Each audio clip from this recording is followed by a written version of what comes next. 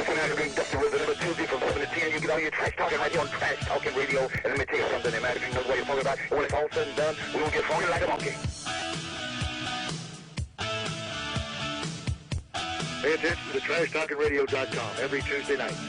If you don't, this is Axe Demolition. We'll come to your house and kick your stinking door down. Hey, this is the Queen of Extreme Francine, and when I'm lonely, I listen to Mike Trash from 7 to 10 p.m. on Trash Talking Radio.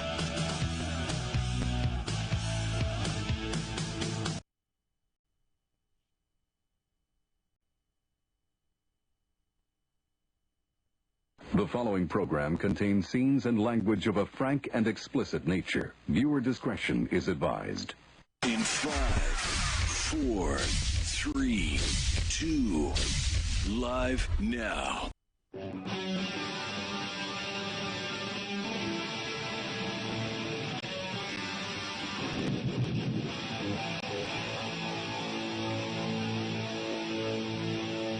This is Bruno Sammartino on TrashTalkingRadio.com. Listen every Tuesday from 7 to 10, and let me tell you, I intend to be back on again and again, because this is a great, great show. If you want to hear all about the good stuff about wrestling, tune in.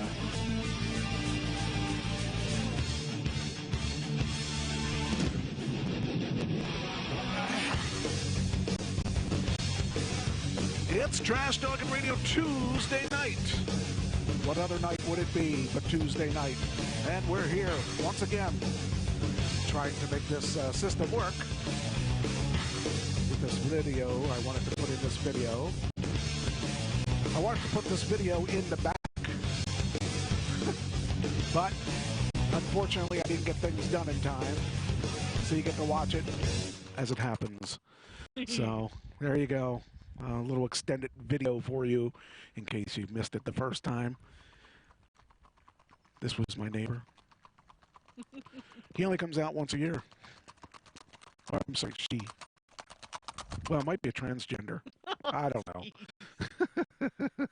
Trish found that, and I just decided to steal it for my own purposes. Oh, hey, there's a dog. Was that the next one? Oh, I don't know. Oh, let's see what this one's about. Oh, he's hurrying. That's... I should strap a camera on the buddy and see what he looks like when he's running. Oh, yeah. I don't know where he's going. He knows where he's going, maybe. Dogs are great. Uh-oh, he's going in the water. Oh, if you had a camera on there, it's probably not any good anymore. Hey, we should... That could be another... A whole other show. We could do videos. That would be fun. They have a show for that. It's called America's Funniest Videos. Oh. No, let's see if we can get your voice. Go ahead, Buck. I said it's okay, there we go. I thought that was you. Okay. All right. Thought that was you. All right, there we are. Hey, your former work wife's in there. I forgot to turn on the stuff upstairs. I got to do it now. Let's see here. Here we go. Yeah. Which work wife? Jamie. Jamie. Okay. Well, I've had multiple work wives. I mean, after all, when they can't, handle me, they leave me, and they. So this time I left them. Huh. There you go. No, you only left one. Jen's still there. That's what I hear. And she gets mad at me because I don't call, I don't write, I don't do anything. I've been told. So I've been told I'm a slacker. Okay, let me see. Let's see if we got it all here. Hey, there's us. There's the dog. Paul's in the background. I have nothing to put in the window this week, unfortunately, because I don't. Oh, I got to. Okay, so let's see. Okay, I got that there, and we're ready to go here. I don't see her. Why don't I see her? I don't know, but she's no friend of mine then, I guess. Thought she liked me. Maybe you got her mad too when you don't talk to her. Well, All right, so this week we're going to see how the stream goes. I did upgrade some of our equipment, and I'll be upgrading more stuff next week. This equipment will help some of the buffering. It may not help all the buffering. I'm seeing that it's buffering already. Oh, wait a minute. Can they hear me? I see a blue thing. That's not blue. It's not supposed to be blue. Wonder if they can hear me. Can you hear me? Can you hear me? Can you hear me? Let me see if I can get them to... That's the audio. If I hit this. Okay. Can you hear me? This is not a test. This is the... Oh, okay. This one was on, so they probably could hear me. All right.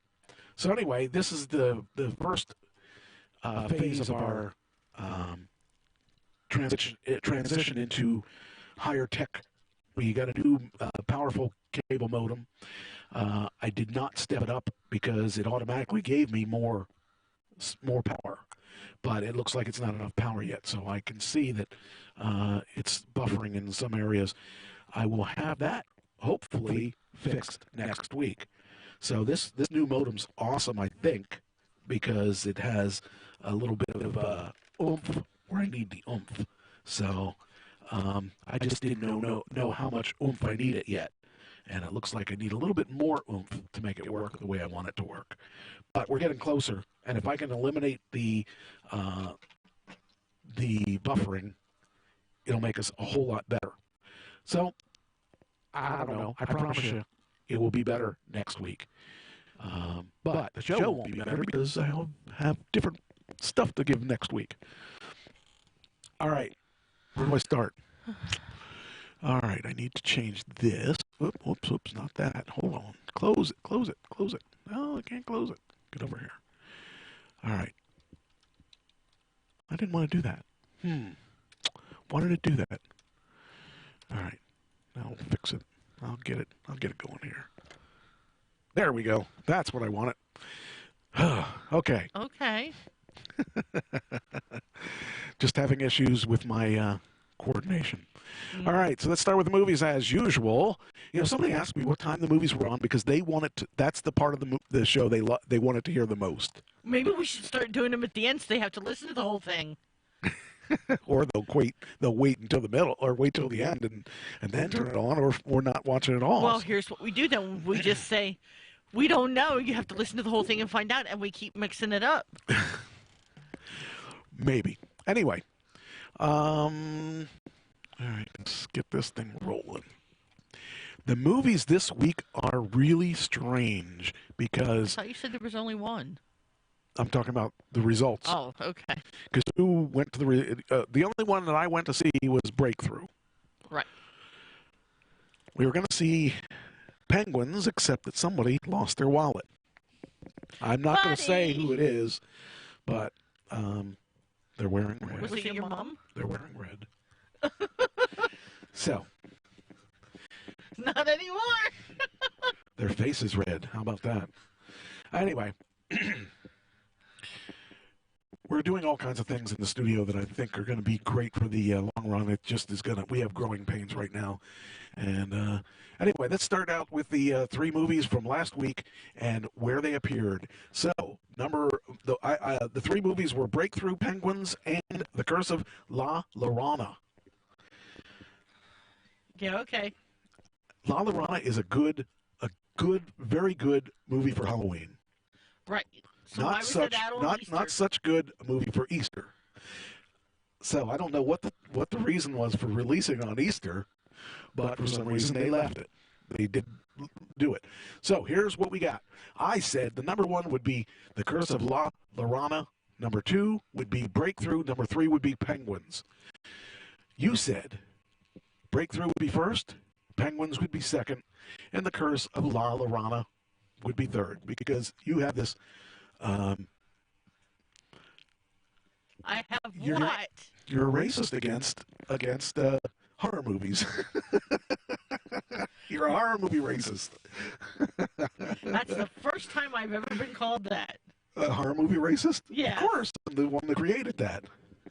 Anyway, so here's the grand solutions of all. Number one was The Curse of La Llorona. Number two was Breakthrough, and number three was Penguins, and I got all three correct. You got zilch. You got none of the 3 out of 3. Hey, at least I'm consistent. You're consistent. Well, usually you get at least one, and usually I get something wrong, but this time, not so. Okay, the big three. The big three, I said number one was La Llorona. I said number two was Shazam, and number three was Hellboy. You said number one would be Breakthrough, number two would be Shazam, number three would be Little. Now, you got me on the Little last week because I didn't even see that one coming. Here's where the grand prize was The Curse of La Llorona was number one. Number two, Shazam. Number three was Little. No. I'm sorry, Breakthrough. Yeah, Breakthrough. That's what I have. I'm sorry. So, I got 2 out of the 3, and you got 0 out of the 3. Hey, I told you I'm consistent. So, sadly, you were stumped. You lost by See, that's why I lost my wallet. Now you got this first. You did this last week. I know. That's where my bad luck started. This is the big one. This is the week we have been waiting for a year. This is the week that we're going to see Avengers Endgame. This is really, I'm excited about this. So I wonder, is that going to come in first, second, or third? Yep. Okay. It'll probably be by far the first. Yep, that's what I said. It's going to be by far the first, second, and third. It'll be so much bigger than. Chances are it's going to be far superior in numbers. The second, I think, my opinion is, the second I looked at. I didn't take my win. I'm gonna have to put in the rest of them. I thought I had it in there because I think it's going to be like 150 million for that, and then it's going to be like 15 million for the second, and like 8 for the third. In my opinion, that's but that's Endgame. We'll here's the trailer for Endgame. You have your opinion. This was done 7 hours ago. Oh, this is a review. Ooh. Do we want a review? Oh, I don't know. We're probably going to get in trouble. I mean, you're going to get in trouble. I always get in trouble for it. Just depends who's, YouTube is the only one that really complains. So,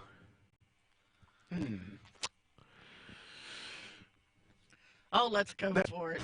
Well, let's do the official trailer first. Let's do it that way.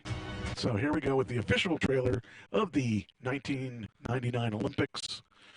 And let's just, we rely on advertising. I don't want what's that all about? I don't want no advertising. Okay. God, seems like 1,000 years ago.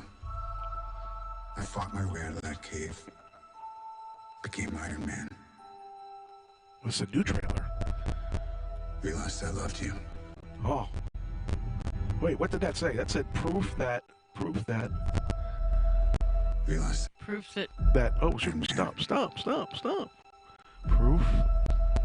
Realized that. Okay, proof that Tony Stark has a heart. I didn't see that before. Does he really have a heart? Does he have a heart of gold? Well, he should. I mean, there's proof. Well, that is that a heart? I mean, okay. Anyway. I loved you. I know I said no more surprises, but I was really hoping to pull off one last one.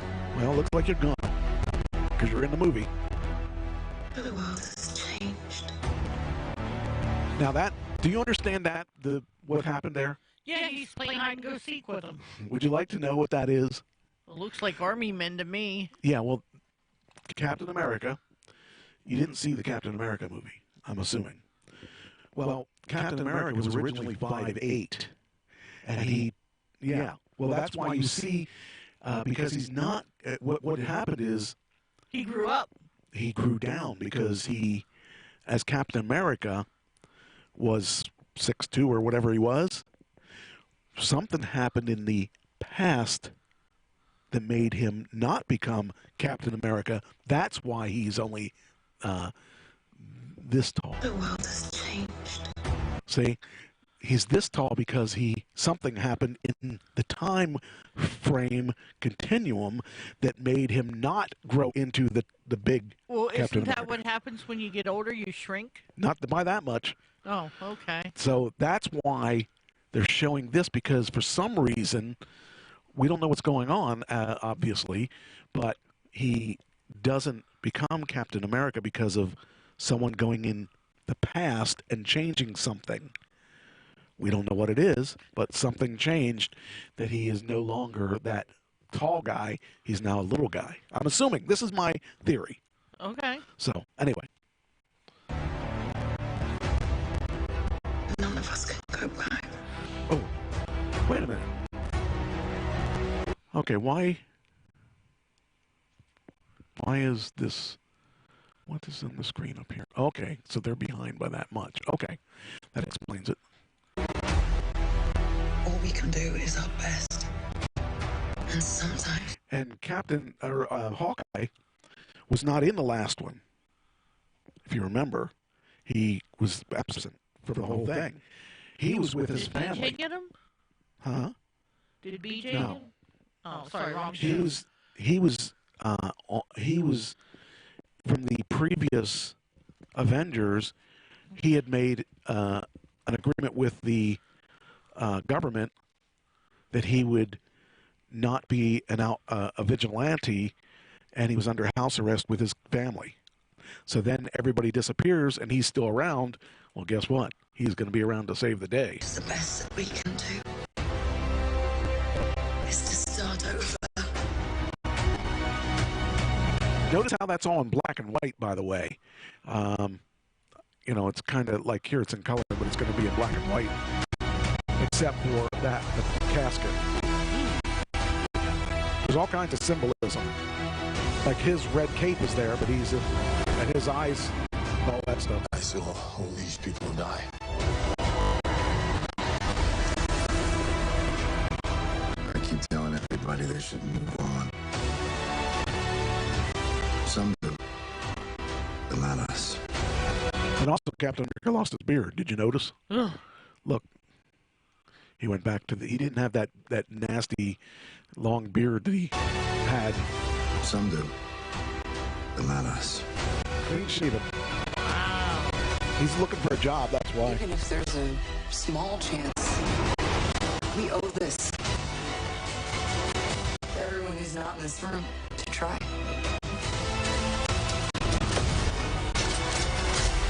We will. Whatever it takes. Whatever it takes. Whatever it takes.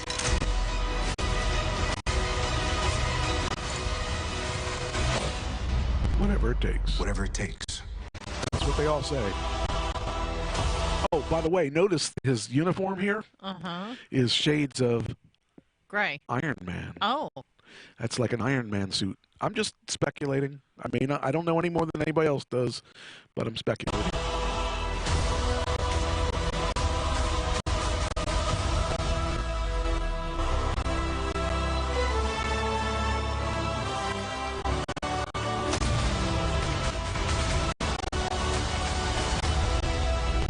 This is by far going to be the biggest movie of the year.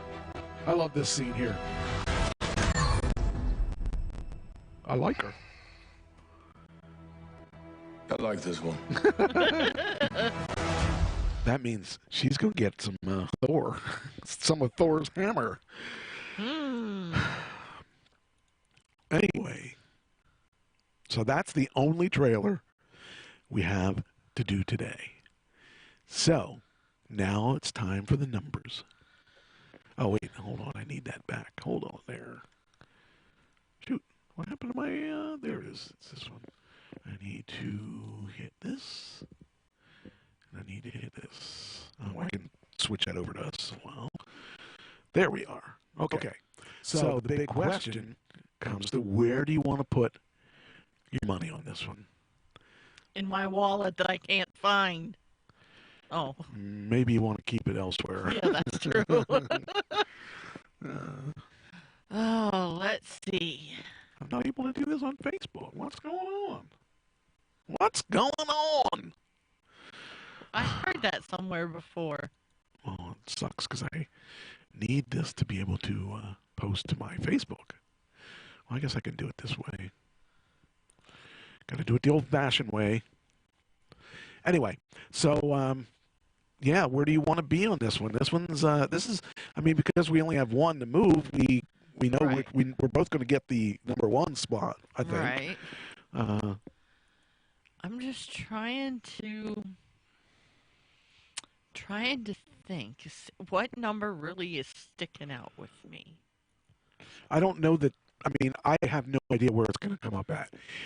The reason I chose what I chose is because I figure it's going to be higher than Panther. It's going to be higher than Ant-Man. Of course, it's going to be higher than Ant-Man. But it says I already said that.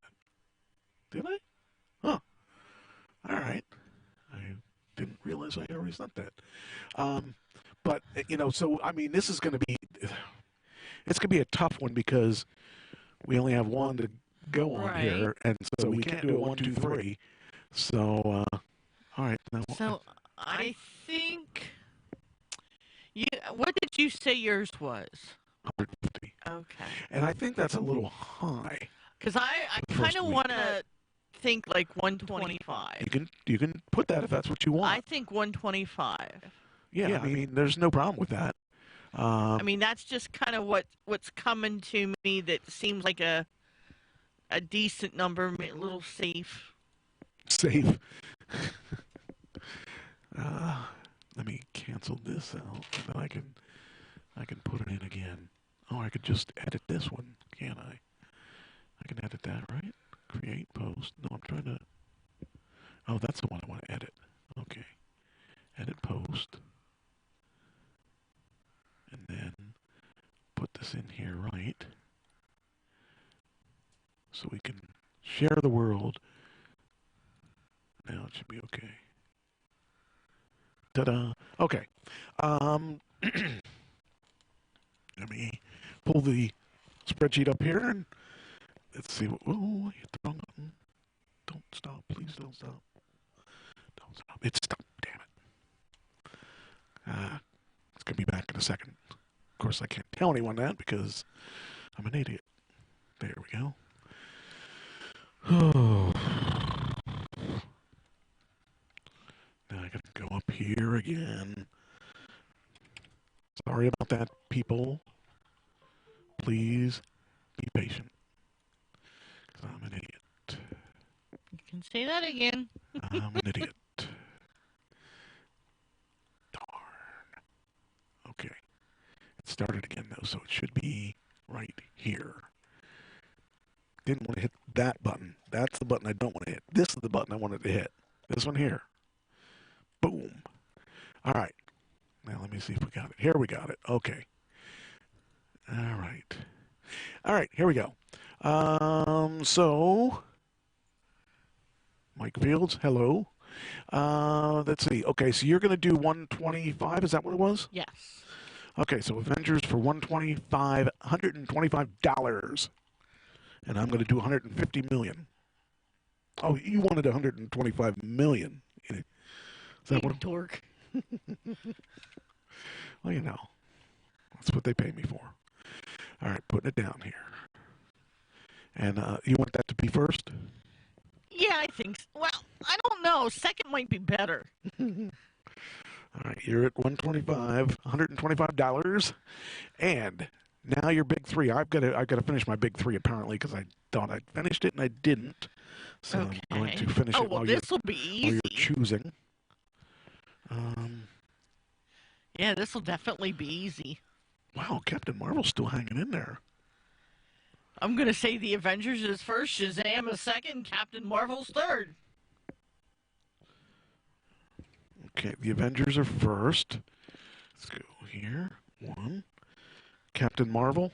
No, Shazam is second. Shazam Uh-huh. is second. And what are you putting? Captain Marvel's Captain third. Marvel. Because here's my reasoning. Figures, because I have to go and copy it from somewhere else because I deleted that. Because I'm thinking, I would think that I thought that too after I saw it there, but Captain Marvel was 4th this week. I'm thinking that because of all the other ones, it's going to move up a little bit.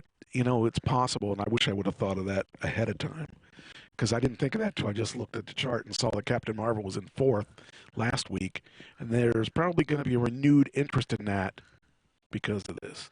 So I'm going to put your Captain Marvel down for 3rd. I said Shazam for 3rd, but I wish I would have said Captain Marvel for 3rd.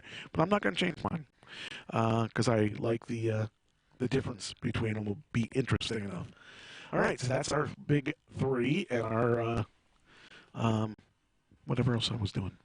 All right, well that was a quick, easy thing with those, with that just the one. Course.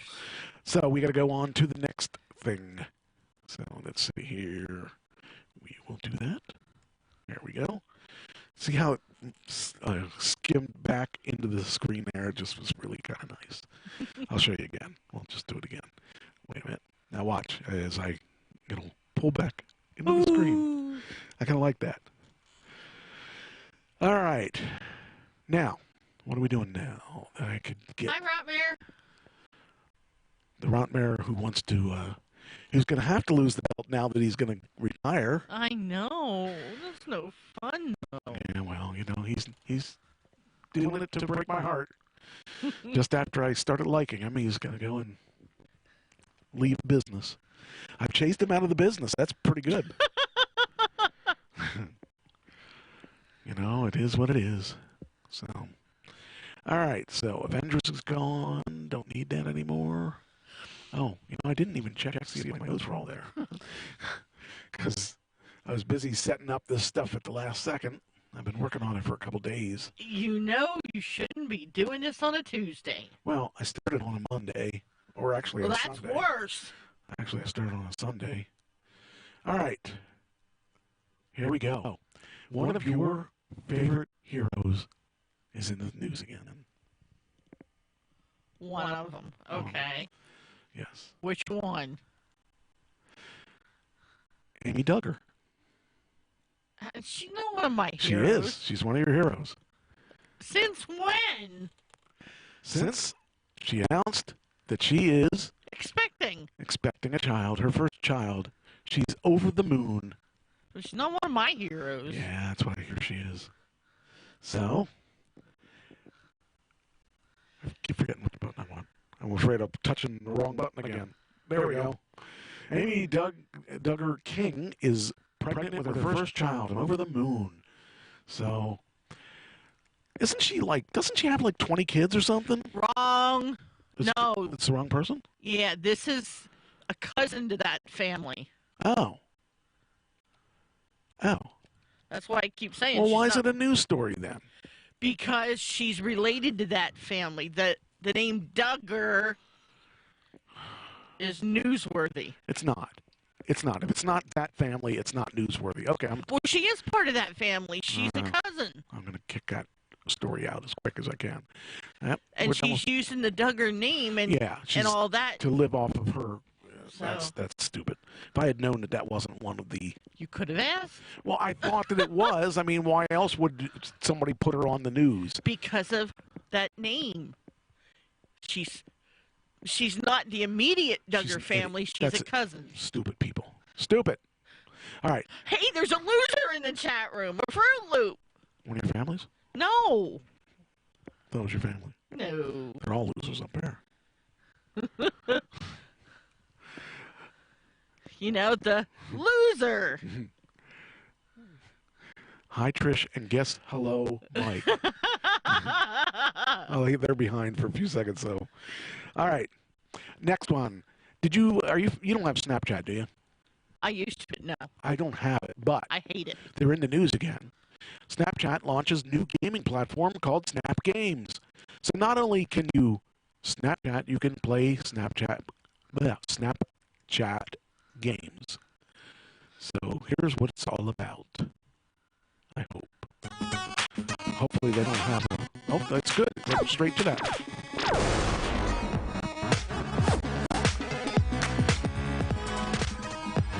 Right where your friends are. No installs, no friend requests, no signing up. Just tap to play. That's, get people interested in Snapchat. I'm somewhat interested in what it is.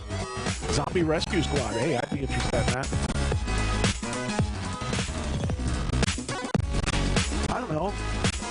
Might be enough to make me actually install that. Release date is, well, rolling out now. So.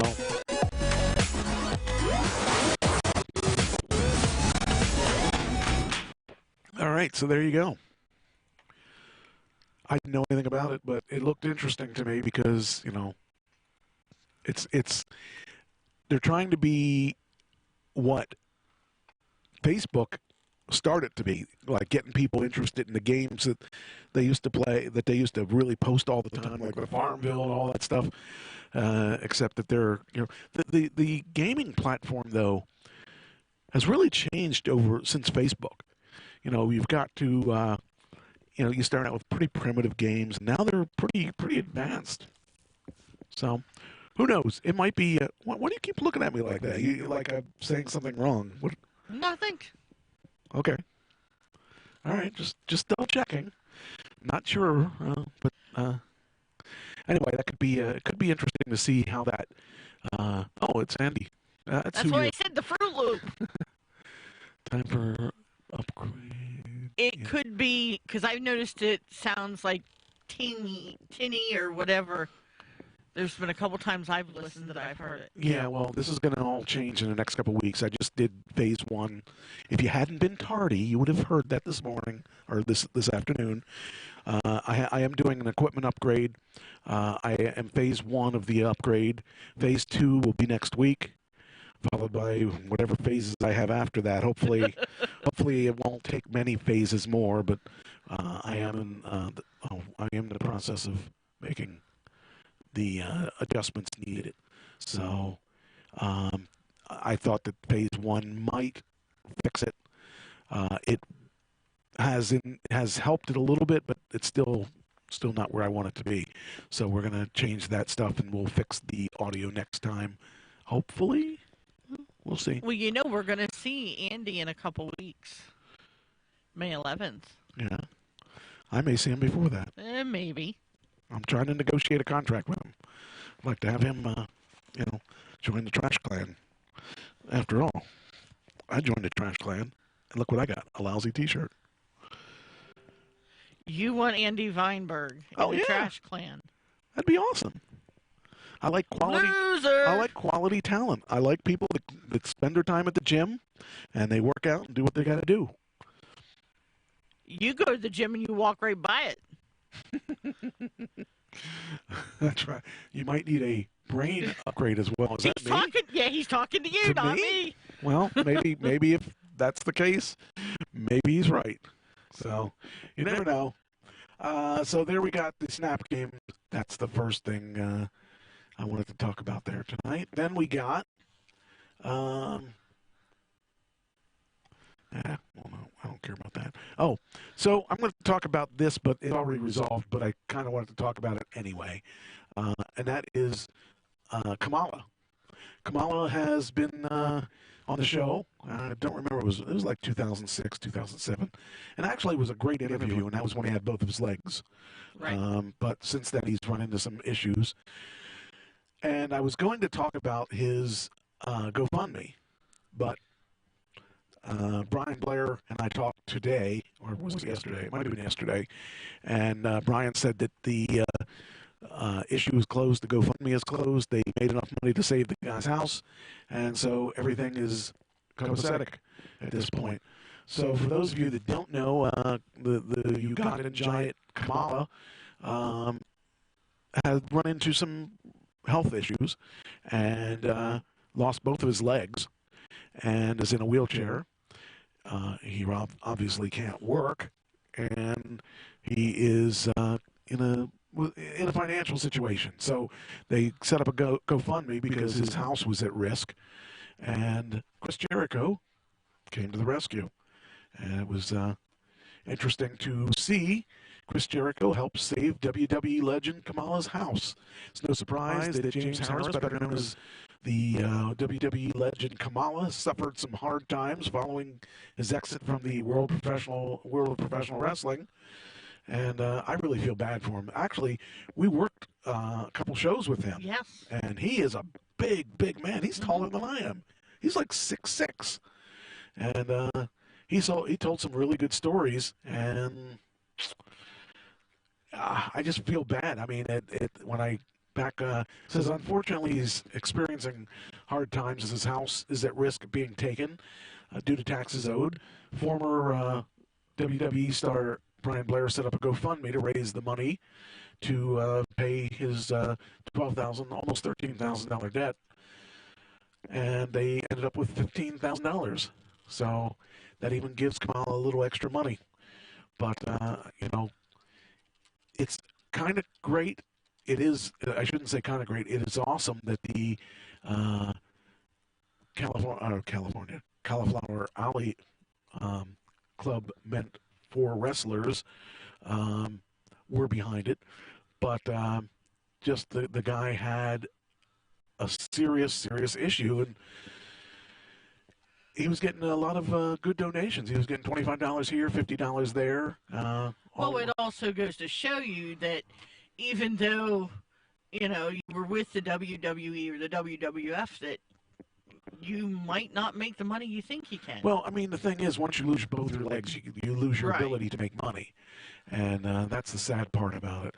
So, I'd have donated a zero to them. Yeah, I'm sure you did. But it's important that people take care of people. And so I'm seeing a lot of people on here that have really kicked in some money, and it was great that here's a $300 donation from Anonymous. I see he donated quite a bit, Anonymous. Yeah, well, he has a lot of money, but it's really good to see the people standing out and taking care of this guy. I'm sure that he gets royalty checks and all that stuff, but you got to figure the medical bills are probably out of this world. So there's another $100, and then of course the last donation was Jericho, and I think Jericho donated like $500. I thought it was $5,000, yeah. not $500. But it's a Band-Aid, unfortunately, because he's going to be in that situation again at some point because he doesn't have a way to make money. You would think he'd get disability, but because of... Yeah, but if he had a job... Well, that's what I'm saying. There might be some reasons why he didn't, all these years, and it's just... Well, he did have a job for years. He was a truck driver when he left the WWE. And the money he made at WWE wasn't really as good as what the people were making today. So... But anyway, there's Mr. Holbert.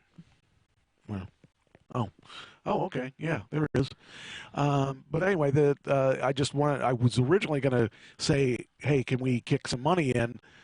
But like I said, they don't need it now because it's closed, and he did get enough money to pay his bills. So there's Chris Jericho's. I wanted to read Chris Jericho's. God bless you, James. Thanks for the years of entertaining, and I don't know anybody that's a wrestling fan that wasn't entertained by Kamala, because Kamala was a scary character. Mm-hmm.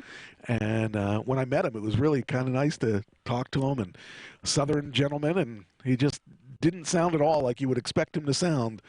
And I wonder, do I have his promo loaded? Let me see if I have his promo. I don't know if I just probably don't have it loaded, but seems to me, let me see here. Do we have Kamala? Because he did a great promo. I don't see it loaded. I'm going to have to put that in here because that was one of my favorite ones. Because he said, and that's all you need to know about that. Let me see if I got that. Let's see. Could we have Kamala? I'm really surprised I didn't. Didn't he do some sort of a... Yeah. Yeah, that's why I wanted to see if I had it or not. But it looks like I don't. That's a bummer. Well, I should have thought about that. Oh well.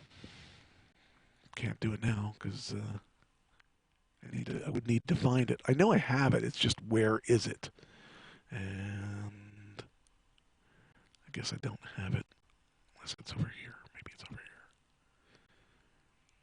Let's see. Okay, here. No.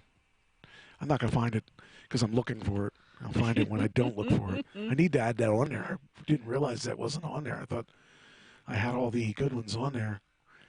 But I know I have a couple spots open. This is one of my... I like the one from the Ultimate Warrior because we're probably the only ones that have an Ultimate Warrior promo. And he's no longer with us anymore, so they're not going to have a chance to have an Ultimate Warrior promo. Anyway, all right, back to the show. I just wanted to say that, I like the fact that they took care of him.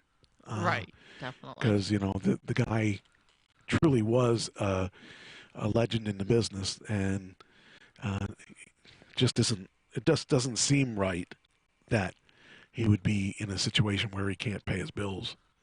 So, anyway, there was this guy named CM Punk. Do you remember that guy? I'm trying to He was a think. small-time guy, The name sounds familiar. Of course I remember CM Punk. Well, CM Punk's back in the news. He's not, people were like, why doesn't CM Punk wrestle? And the reason is he doesn't have to. He's got enough money to live on, and he doesn't have to deal with the politics and all that other garbage. However, CM Punk has returned to indie wrestling. Yay! Under a mask. Oh, wow. So it's reported, let's see, it says CM Punk has been very public in stating he has no plans to return to the ring, but apparently return to WWE. However, he stated in the past, if he did return to the ring, it would be under the radar. And it's kind of nice that he could do that and be able to be happy. Because a lot of guys that are wrestlers do it for the publicity. They do it because they want to be in the limelight. Right. He's doing it because he wants to do it. And that's one thing that when you're in WWE and you have to follow rules and regulations and all that stuff and have a pressure of wrestling 200 to 250 days a year, it no longer becomes fun. And it says here, Friday night in front of 350 people, CM Punk reportedly donned a mask and did a run-in at an independent show in Wisconsin. So I think this video might be.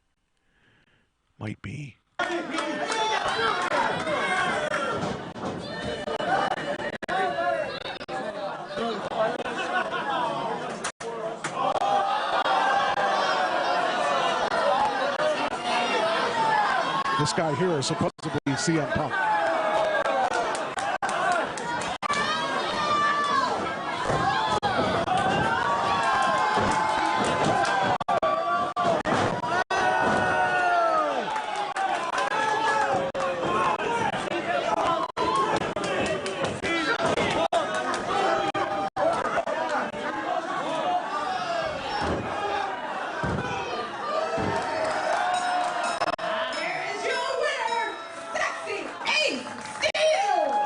Now, Ace Steel is one of the guys that he grew up with, and so was this guy here.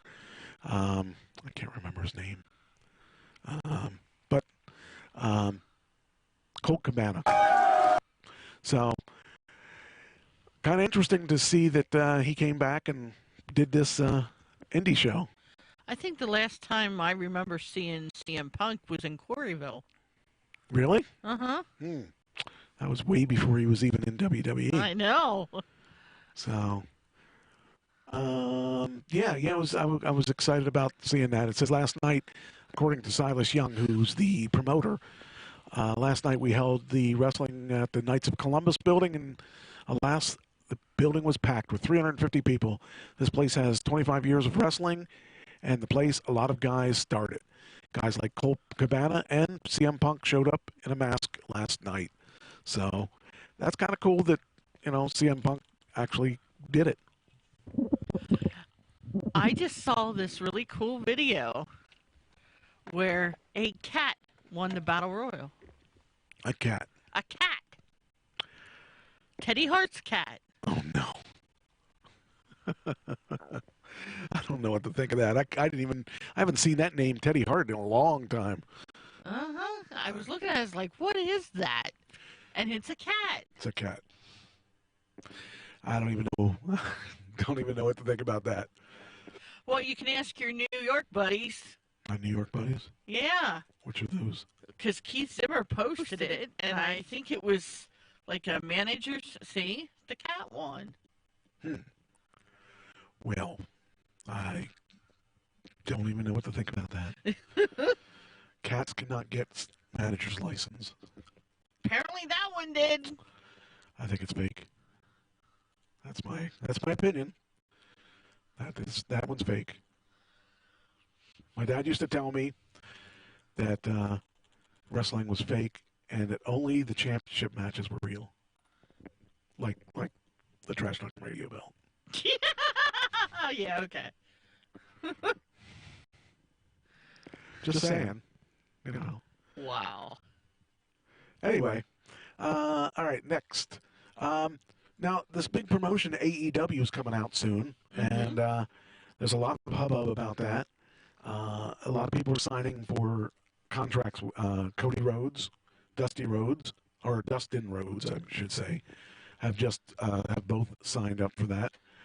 And I saw Dustin Rhodes will not be Goldust. Yeah, I saw the video where he put the Goldust stuff away and how emotional that was. Did I save that? I think I have it. That's part of my thing here. Cody versus Dustin is going to be a match coming up in the AEW. Now, AEW is kind of interesting to me because not only is it a new promotion, but it's going to be on WTBS.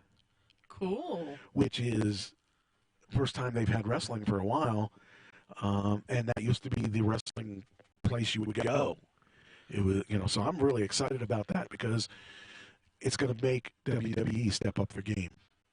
Because the people that are running AEW have money, and if they do it right, it could be a competitor.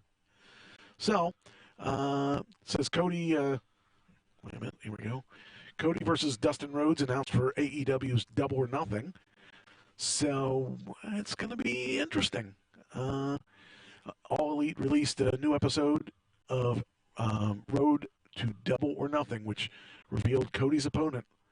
And Cody's set to face his older brother, Dustin Rhodes, on the 525 event in Las Vegas. I guess I'll go to Las Vegas. I want to see it. There you go. Yeah. But you got to take me with you. No. Yeah. No. Why not? You're an expense. I can't write you off. Yes, you can. I guess I ought to follow them because who knows what's going to happen with them. AEW, that should be... Anyway, it could be interesting. They have some good people in this promotion already. And why does that look like Matt Hardy?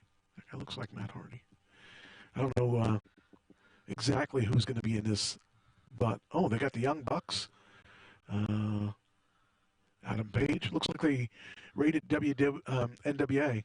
Oh, wow. So, yeah. Louis G. Rich. Wow. I know him. Haven't seen him in ages. And it's good to see he's still around. Anyway, AEW is going to be making a big splash. It's interesting that when I first heard about that, I thought, they're just another TNA, and I think they'll do better than TNA because they get the right people. TNA just rated Ring of Honor. And so it says, Dustin Rhodes issues a statement regarding the WWE departure saying goodbye to Goldust character. So that's what you were probably talking about. Right. Goldust character is interesting. I liked it and I didn't like it at different times. So I guess I overall liked it, but I thought it got a little weird sometimes. But that's the way he wanted it. And he made his money. He definitely made his money off that character. Because he was at the top of the roster, he was at the mid card, he was at the bottom of the roster. He was all over the roster. But I'm really happy that he's doing all right, even though he no-showed this show. But hey, that's just me. His dad did no-show. He no-showed though, and we even talked to him in person. So I don't know. It's kind of a disappointment that I didn't ever get to talk to him or not. This is probably what you're talking about. Is this the video? Yes. All right, let's see this video. I don't know if I ever saw it. I may have. All right. This is his final saying goodbye to Goldust.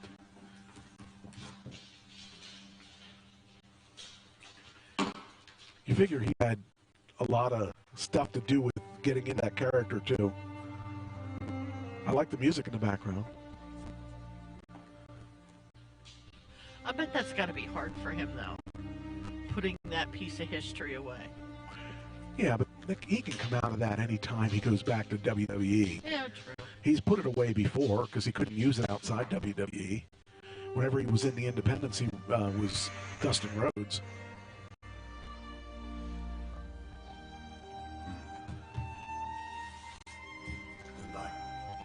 Is that what you saw? Yep. That's an interesting video. I like I said, I really feel that. Well, he's got to be getting up there too. He's got to be in his mid-40s now, so he really only has maybe this run left. Because I got to think he's got to be at the very youngest 44. What? 1969. What's that make him? He's my age. Oh, he's 49. He's old.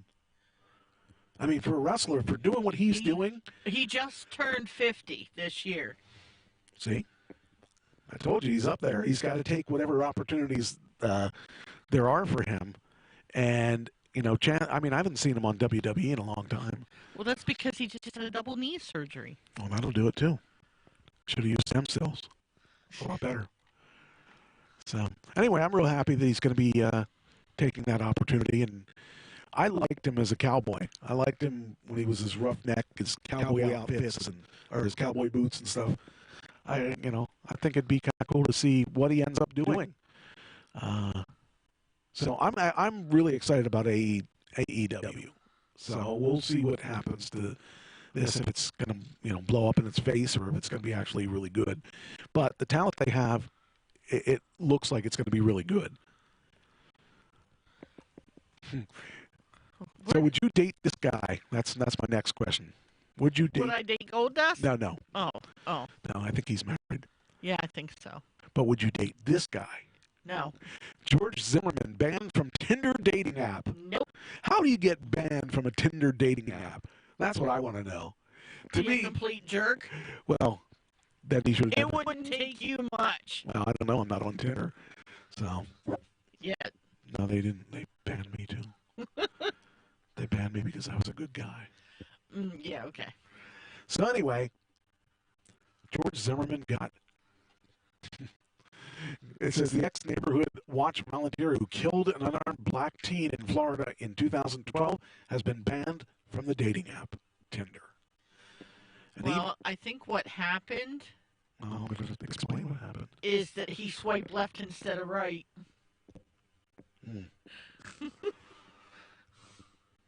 An email statement from Tinder cited users' safety as a reason for removing George Zimmerman's profile. An article from Tampa, Florida, by Creative Loafing, says Zimmerman used a fake name on the dating app. But everybody uses fake names on the dating app. They don't use their real names. We'll see what happens. He got, I don't know if he's going to go suing them or whatever, but they can't really, I guess I don't know what the law would do on that one. Who would side with him? He thinks somebody must. I don't know. It doesn't say he's going to sue him. So, I don't know. He's had a lot of run-ins with the law. I mean, it's hard to say. I mean, at first I thought he was the creator of Tinder, and then... Who? Him. Zimmer? Yeah. Or Zimmerman? Yeah. I don't think so. But anyway, I just think it's wild that he has got to be the first guy that was actually taken off because of his name. Well, we'll put your name on there and find out what happens. Oh, no. No, I don't want to be even thinking about dating. So, this is kind of funny, though. A comedian in the Ukraine, comedian Volodymyr Zelensky wins the Ukrainian presidential election. Now, I can say that presidential election was a real joke. Well, you know, we've had an actor, so why not? It's Ukraine. They can't really... I guess maybe it's easier to get elected, but I don't know. It's just... I saw that and I thought it was definitely I want to see. funny. Let's see. Former president.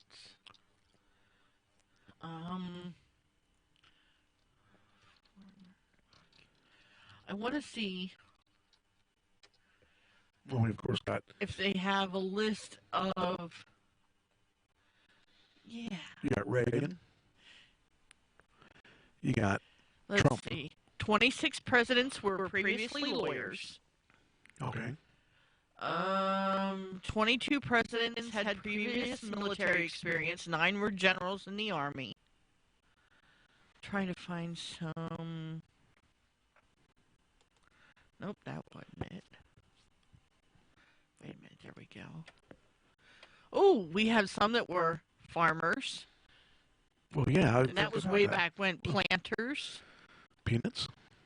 Yeah. We got- Land surveyors. Well, we got Peanuts. Oh, We got Andrew Peanuts. Johnson was a tailor. We got Peanuts, too, because we had Jimmy Carter. Carter. Yeah, couldn't remember his name. Woodrow Wilson was academic. I'm not quite sure what that meant. Oh, man, he was a teacher. Okay. I would imagine.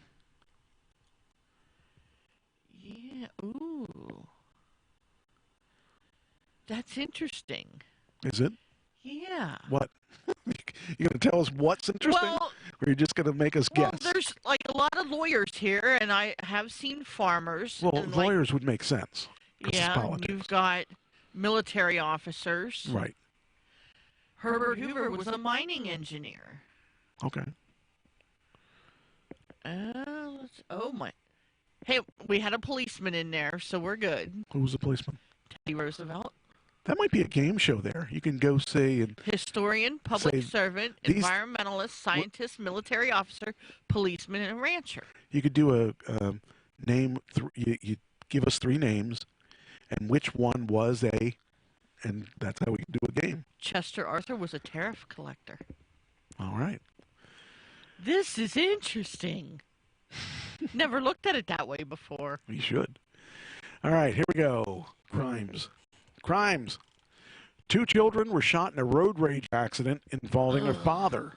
Investigators say a 9-year-old and a 7-year-old girl, a 9-year-old boy and a 7-year-old girl were shot Saturday after a man became involved in a road rage accident with their father. How bad has it got to be that you're going to road rage a guy to kill? You're going to kill a guy over a road rage accident. Over not a road rage accident, a road rage incident where he cut the guy off by accident. And the guy got so mad. I mean, I had that guy just recently. Where was I going? It depends. I was with you. We were going down to Lancaster. Yeah. And I was going 75 and traffic was going about 65, and this guy was behind me flashing his lights like crazy because I wasn't doing 85. And it's just, it's insane. It's insane. And that That's would the be, one where I screamed. and that would be, what do you mean scream? Is that the one where I screamed because you didn't see him? That he was coming over and he was going to clip you? Oh, I saw him. My car saw him too. So, but the thing is that road rage accidents shouldn't even happen. People got to need. They shouldn't, but how were there drugs involved? Well, here's the deal. Authorities say a North Carolina man has been arrested after two children were shot in a road rage accident. The officials say 41-year-old Brian Donald Green of Mount Airy is charged with assault with a deadly weapon with intent to kill, inflicting serious bodily injury, discharging a weapon into an occupied property, and causing bodily injury and assault by pointing a gun. So basically what happened, I think, was, well, let's find out. It says investigators say a 9-year-old boy and a 7-year-old girl were shot Saturday afternoon after Green became involved in a road rage incident, not accident, with their father. The children were driven to the hospital by their father, but my understanding was that the children were, it doesn't say. Wait, I read 2 articles about this, and one said that he shot them. Oh. They were it was something about he was, I just want to say rats, I forget what, they weren't even in the car when they shot him, or when he shot them. And that just is nuts. I mean, that guy should be put away for life. Or, I don't know, take his life away.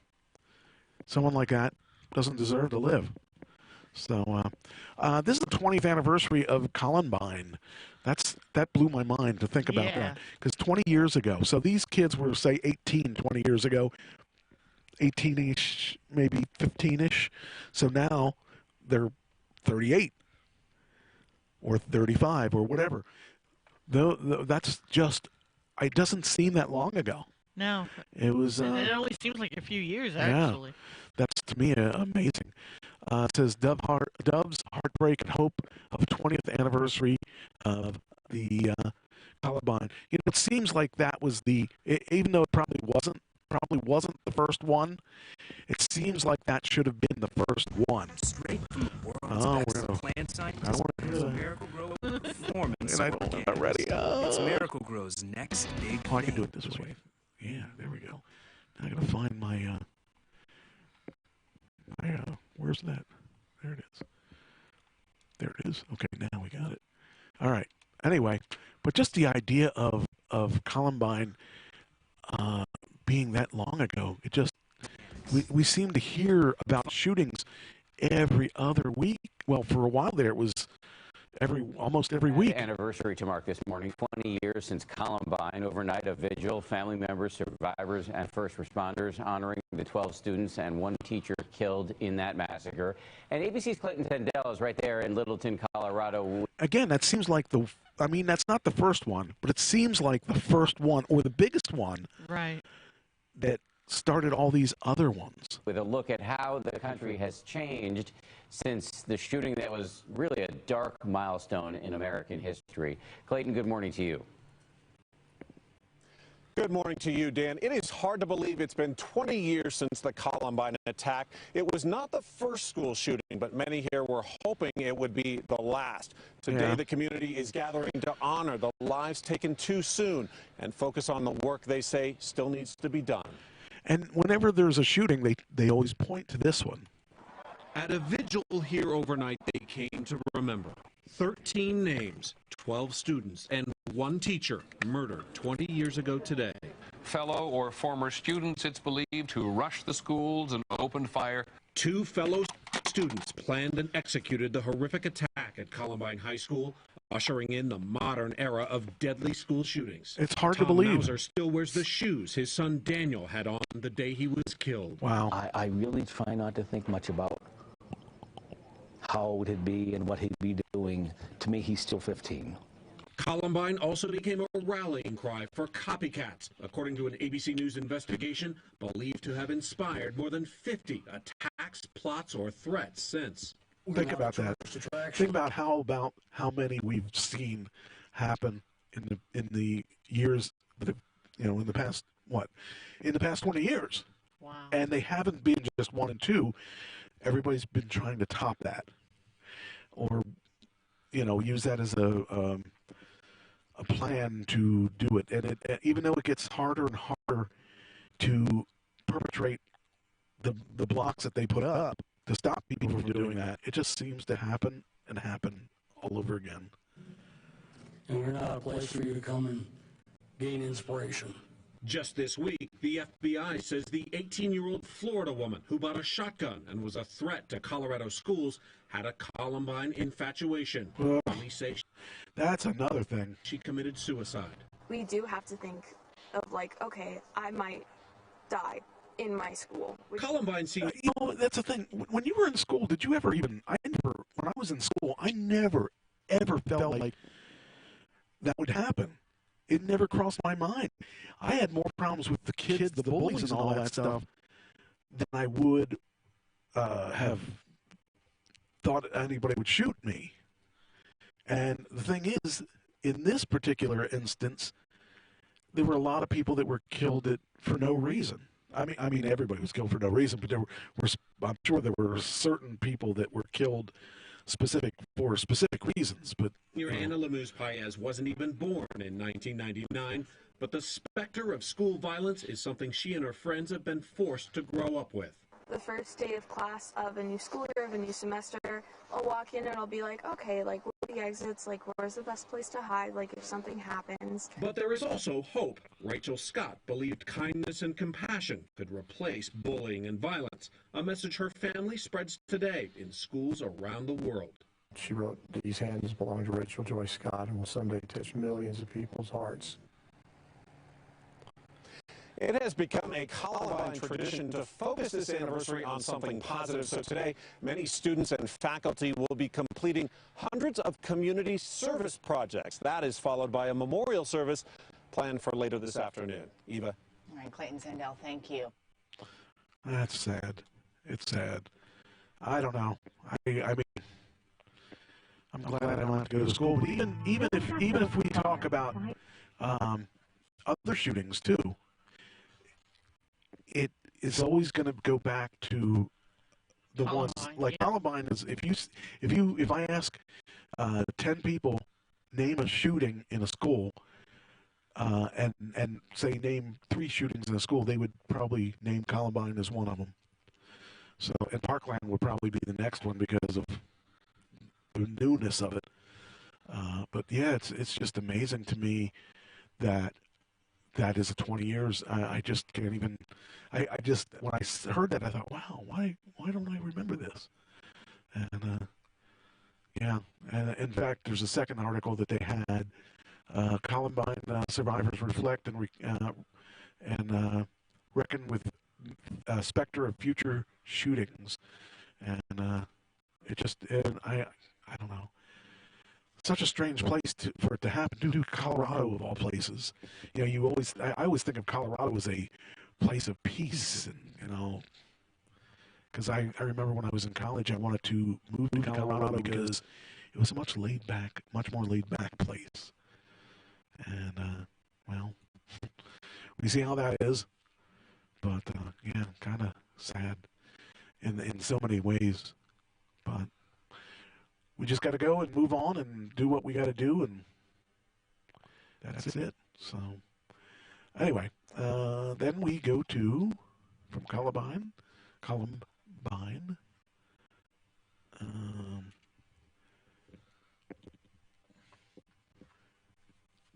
I wanted to. Let's see here. This is strange. This wasn't where our friend Shannon was. Fight involving 300 teenagers breaks out at Worlds of Fun amusement park.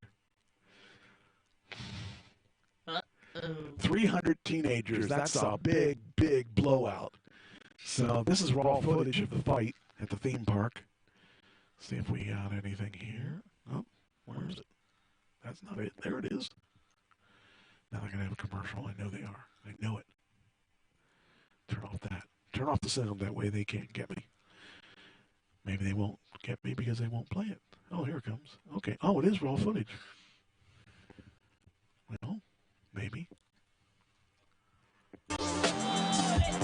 commercial. They did get me. They got me. They tricked me by showing me. Oh, skip that. Let's do it that way. Now. Here we go. Cell phone footage.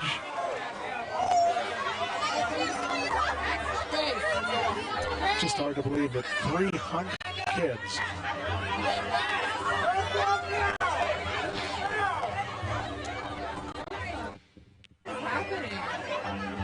I don't see anybody fighting. I want to see a fight. Oh, kid running.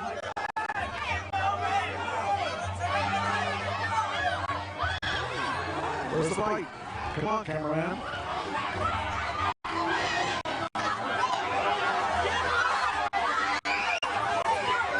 And everybody's running.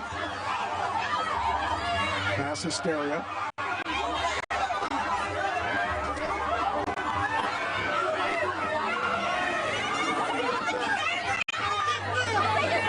How do they arrest or figure out who to arrest? They take everybody in and then talk to them one by one. It seems though that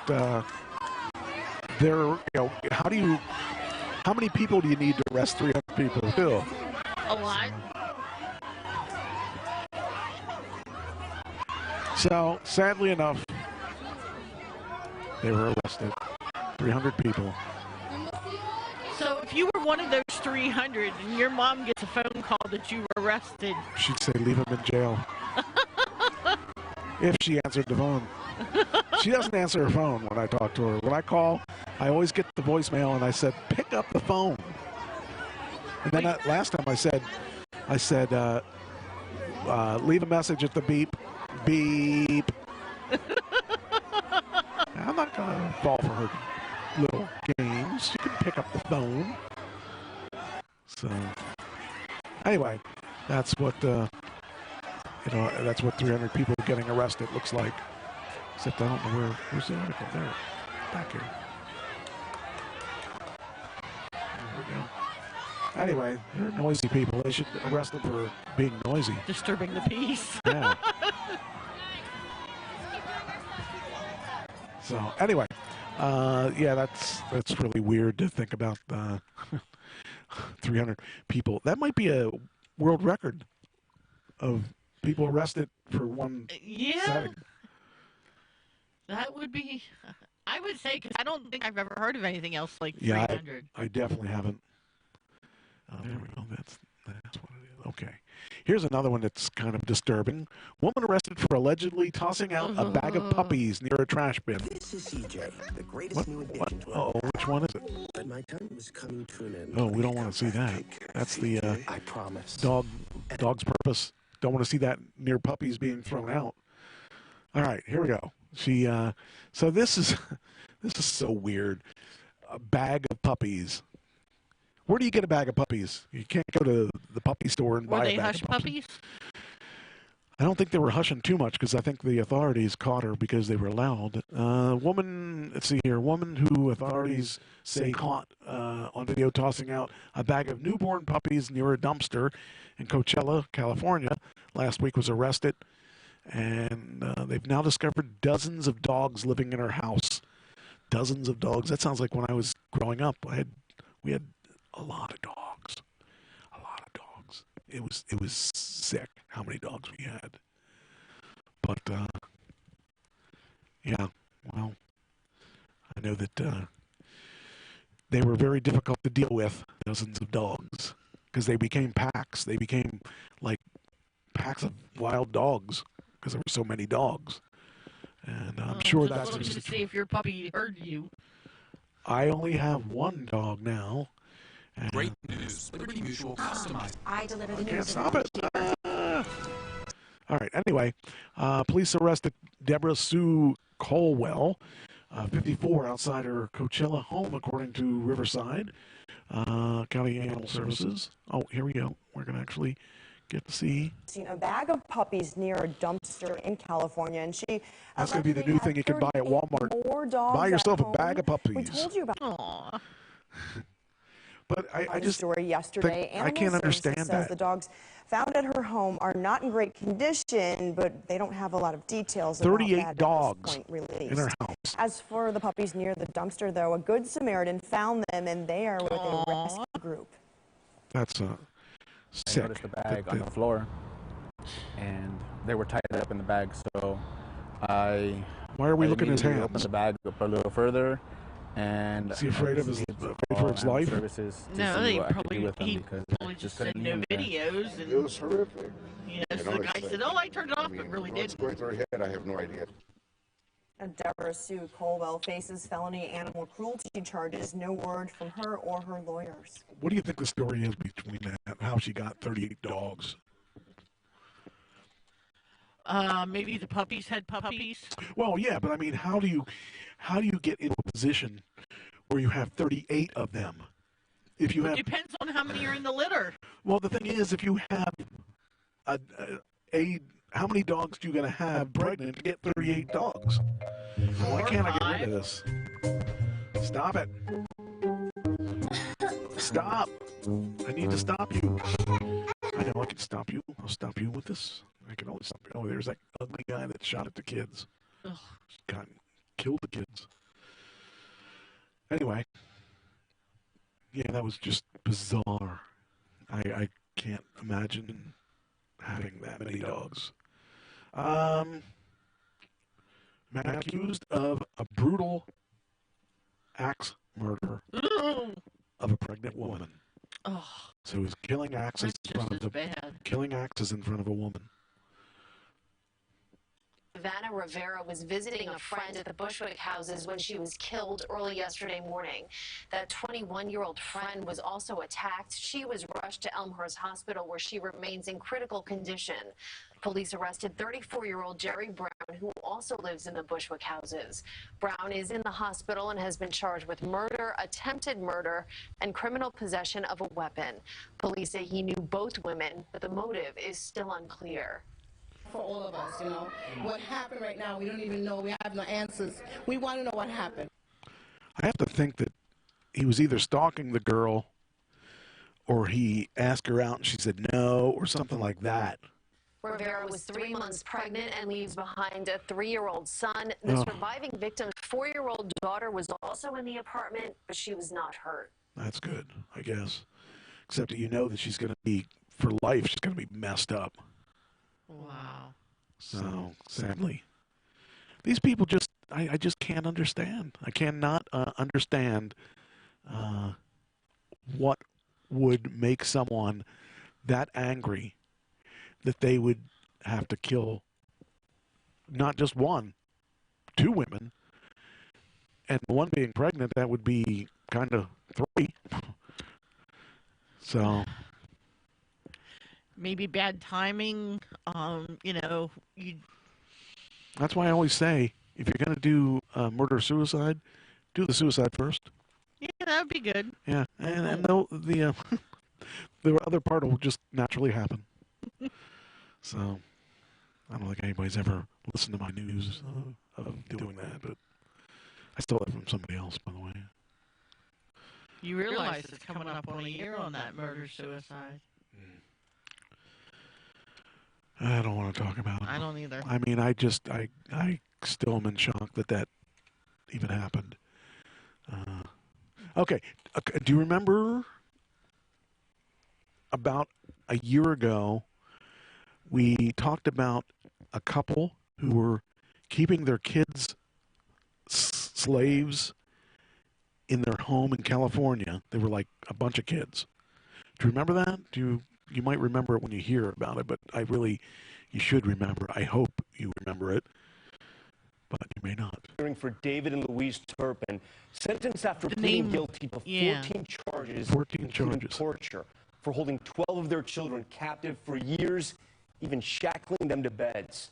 Louise Turpin, you see her there breaking down, hearing what some of her children had to say. Now the Turpins could spend the rest of their lives behind bars. They should. What happened? Here's ABC's chief national correspondent, Matt Gutman. The last time the Turpin children saw their I parents, can't some were understand. shackled to their beds. Shackling.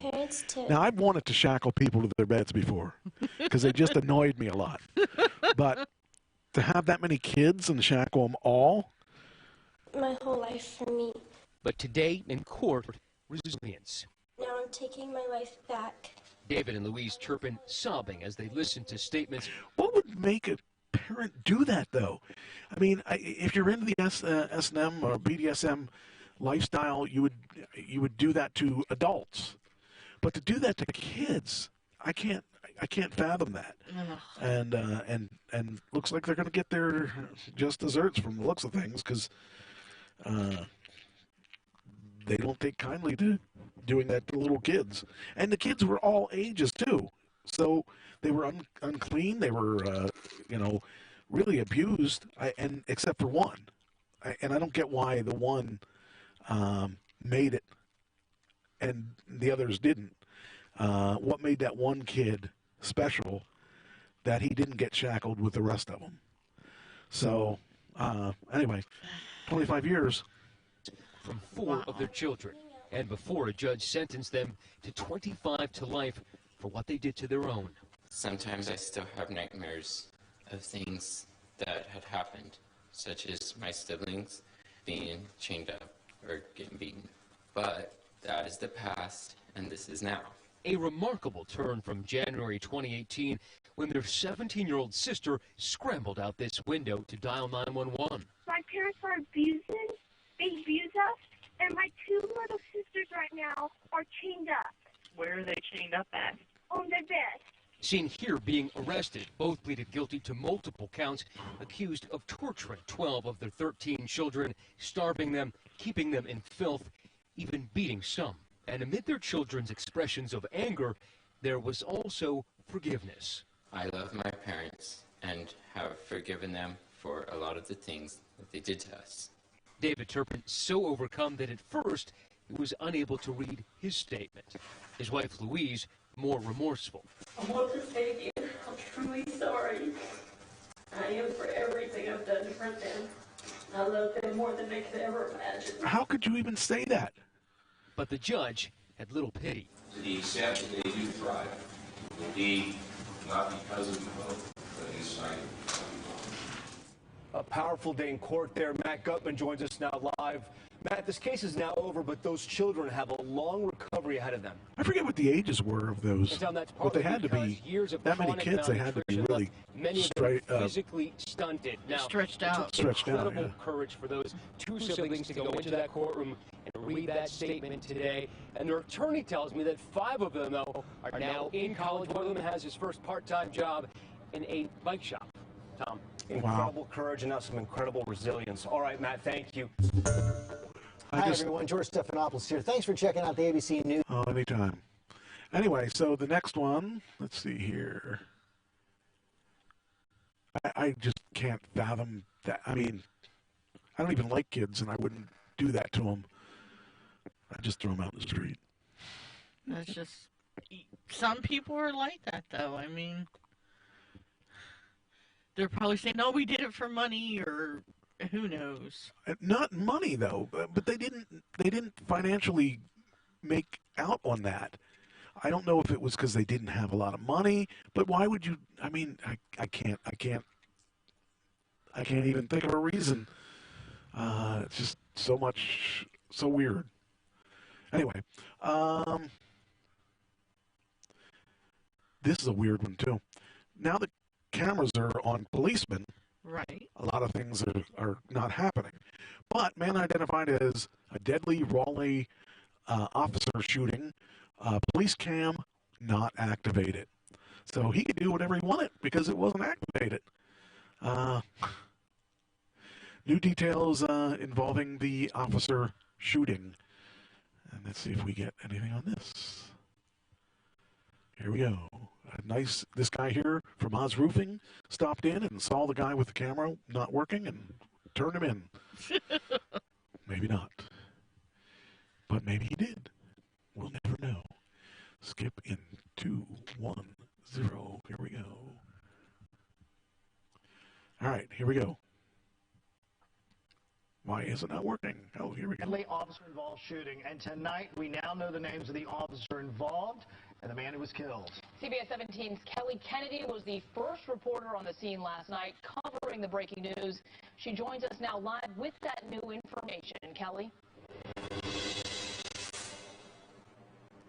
Well, we have a very different scene here today than we did have last night. This entire parking lot and the shopping center was closed down. It's now reopened. If you take a look, you can see there are people out here shopping. Even though it's Easter, it's been pretty busy throughout the day. Now, as you mentioned, police have identified the man who was shot and killed as 30-year-old Sahil Mojarrad of Raleigh. They've also identified that officer who was involved as W.B.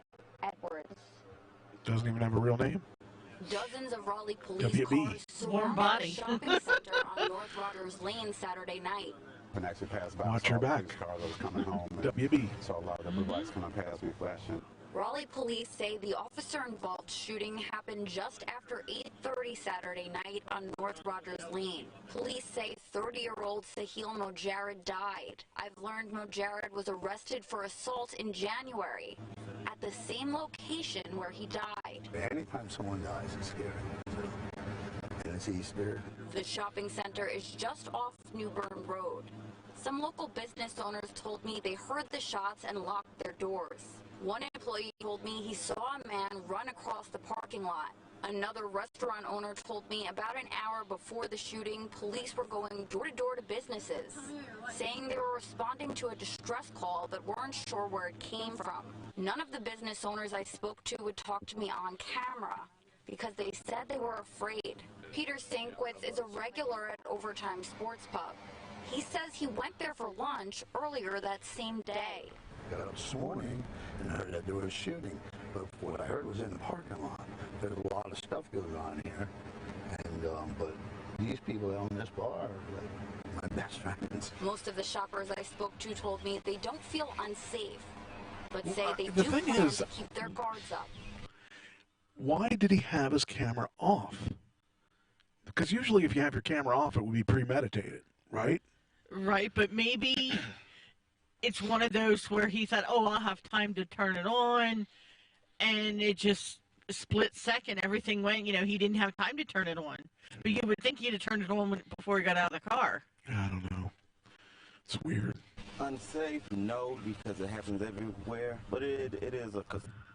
It is what? It's a conspiracy? I don't know. Raleigh police shut down a shopping center for hours Yeah, last night. you heard that already.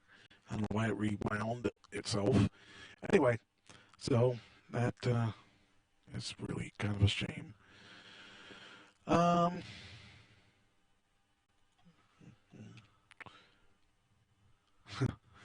Here you go. This is.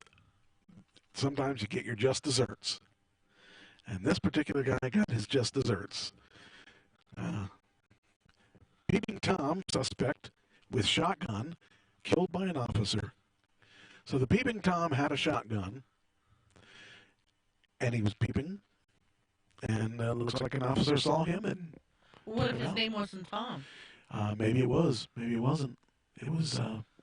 He still got shot. Police in Georgia have identified an armed man and shot to death by one of the officers who responded to a Peeping Tom call. The Athens Clarke County Police Department said in a news statement that the man was shot Saturday. The victim, who made the call, was identified. Has identified the suspect and officers, and went to the man's residence to contact him. The release posted on Facebook says the one officer fired after the man brandished a shotgun at the officers. You just don't do that. That's what I would say.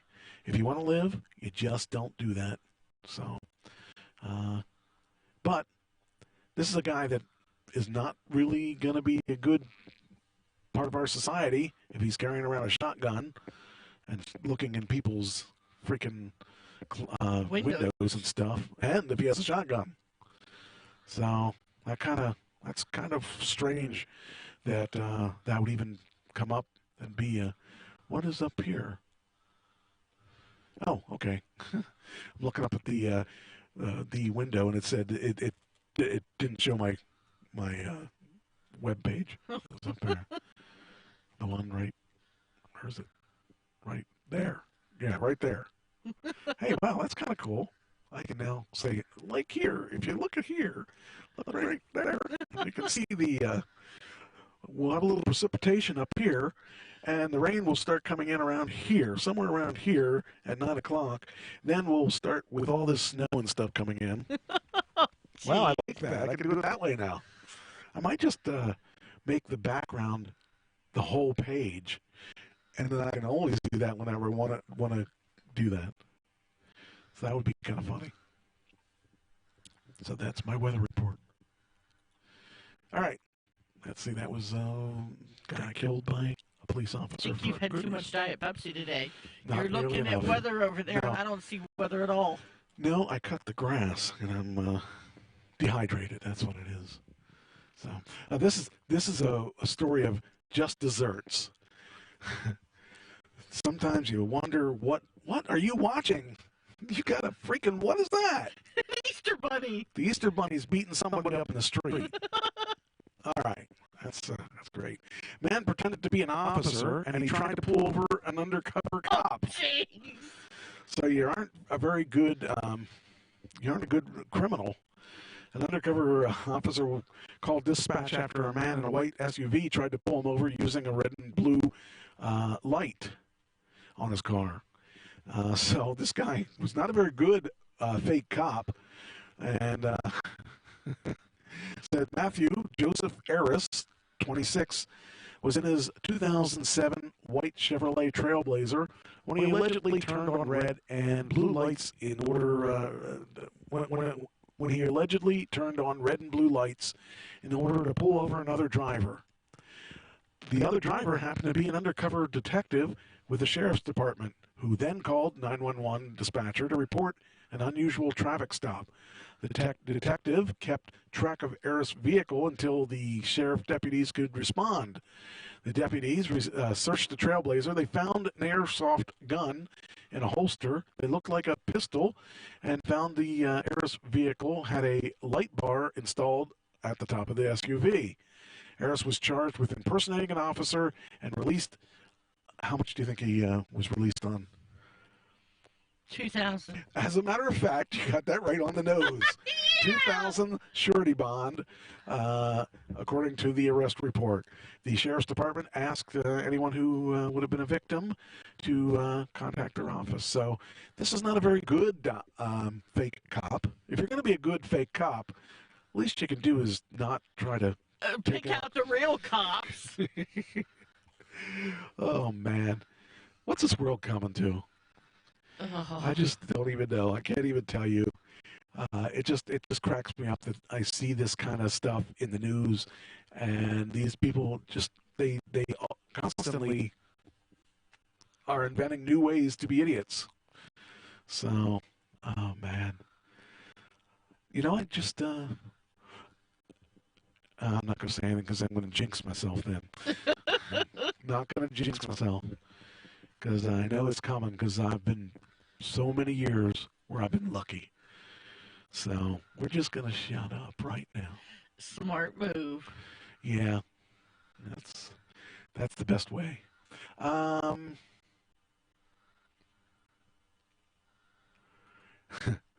social media influencer is in the news. They plotted to take down an internet domain at gunpoint, and it didn't end up well. Oh, gee. I don't think this. Okay, this doesn't have a. Just checking to make sure it doesn't have a video clip. The plan was like a bad movie script, complete with an attacker in a puzzling outfit and a backup weapon. The intruder entered the victim's home in Iowa carrying a cell phone, a stolen gun, and a taser. His head was pantyhosed and a hat, along with dark sunglasses to mask his eyes. But things didn't go as planned. Now Rossi Lorathio Adams could face 2 decades in prison. A jury found him guilty Thursday of hiring an intruder to break into the house in Cedar Rapids in 2017 to force the transfer of an internet domain at gunpoint. So what happens is, let's say, for instance, you had the domain Trash Talking Radio. Right. And let's say I wanted it. Okay. I would hire somebody to come to your house and hold you at gunpoint to sign over. That's what this is. This is what this is. I'm not saying this is the site that he wanted, but I'm saying this is what happened. The guy wanted that internet site, wanted that domain name so bad he was willing to go to jail for it.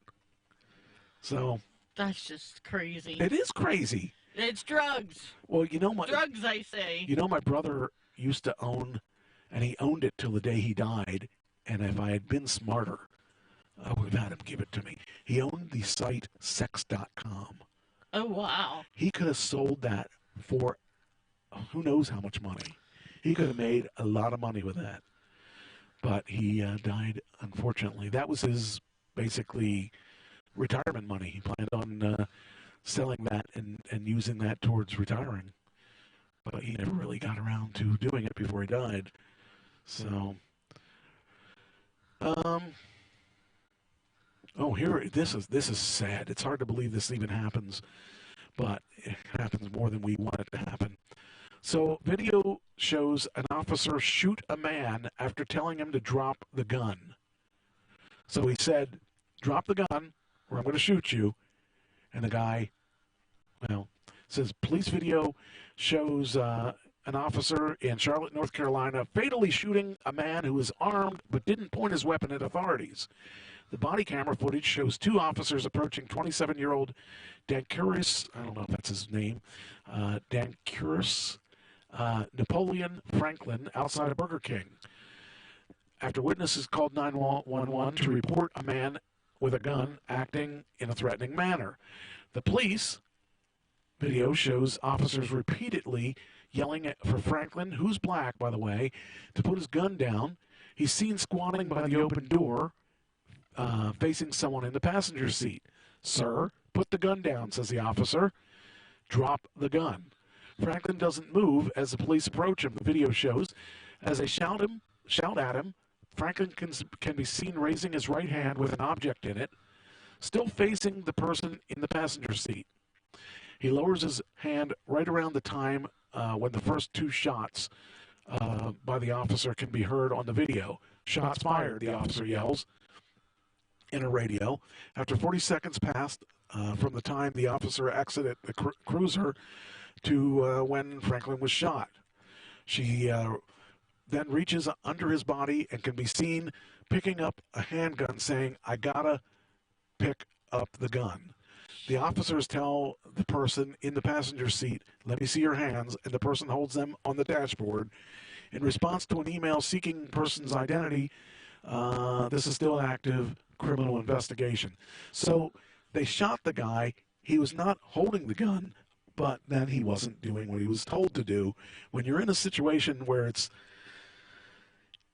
there's a gun involved and you don't know where the gun is, you just do what the police tell you to do, I think. You don't be there in the first place. Don't be a hero or don't be a martyr because you won't win. So in this situation, that guy there. I like this. I like I can point at it.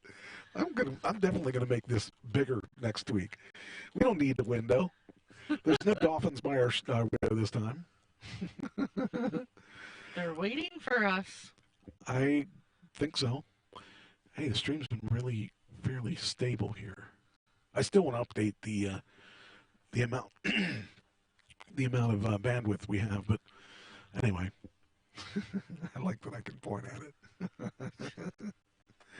So, yeah, I mean, I just think that if you're smart, you don't play the hero.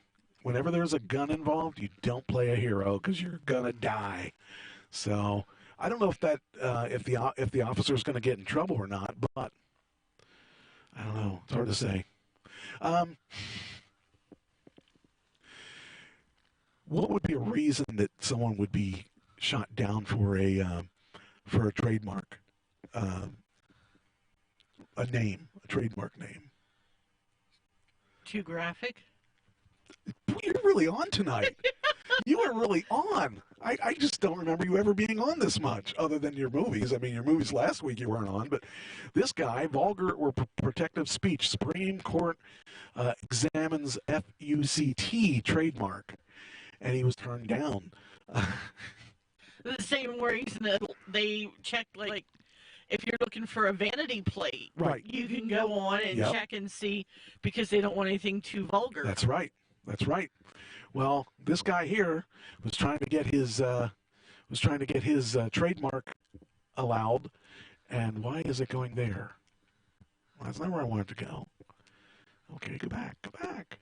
I didn't tell you to go there. Okay.